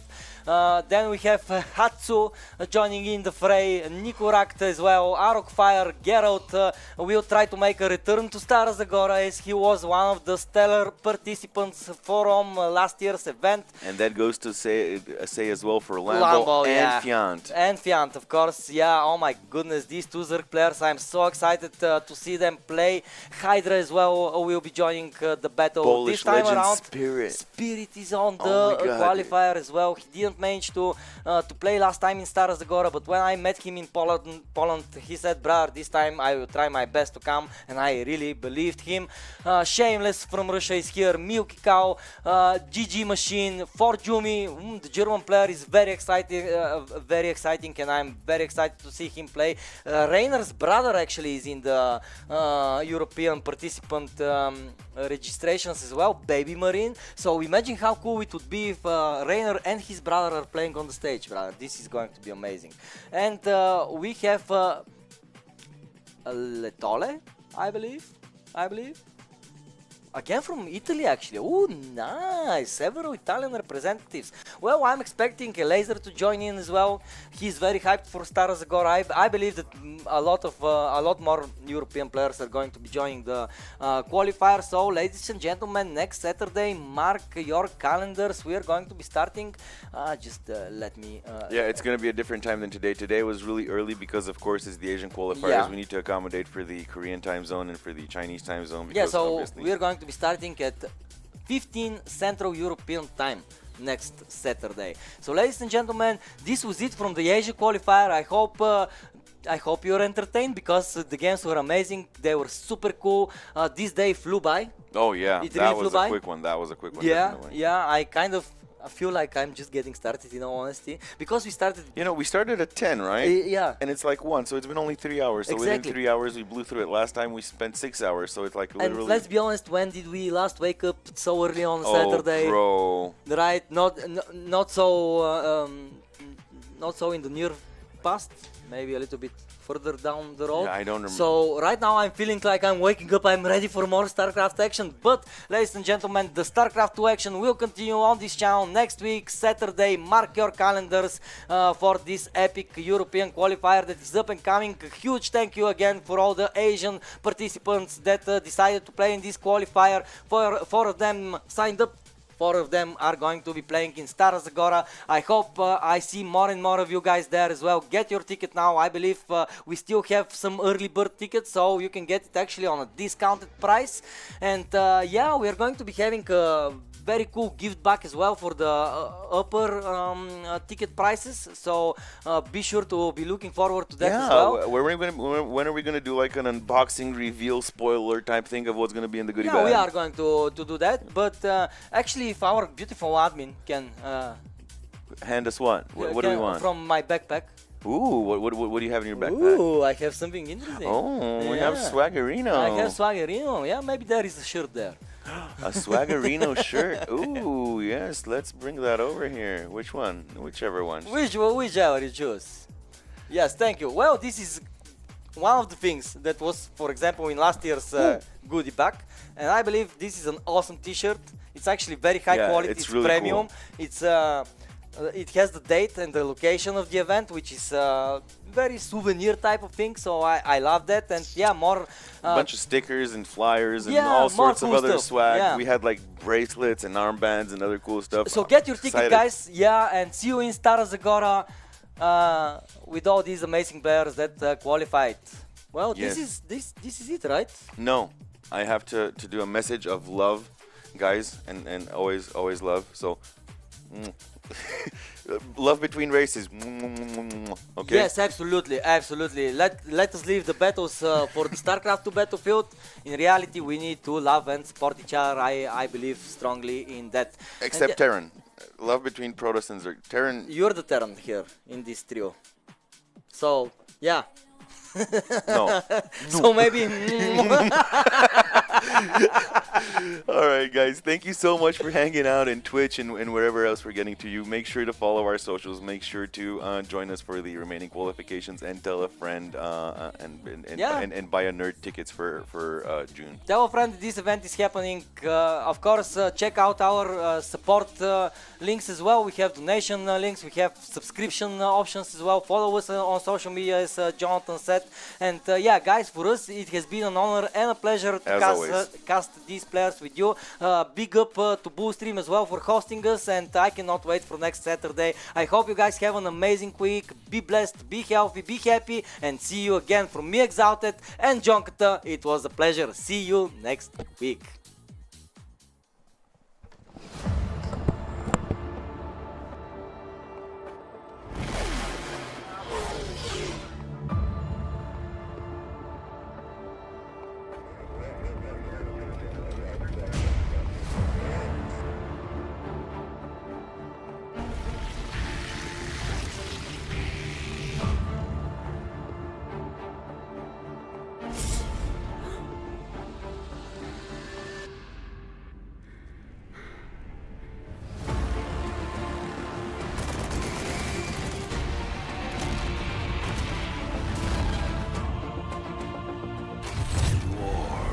Coming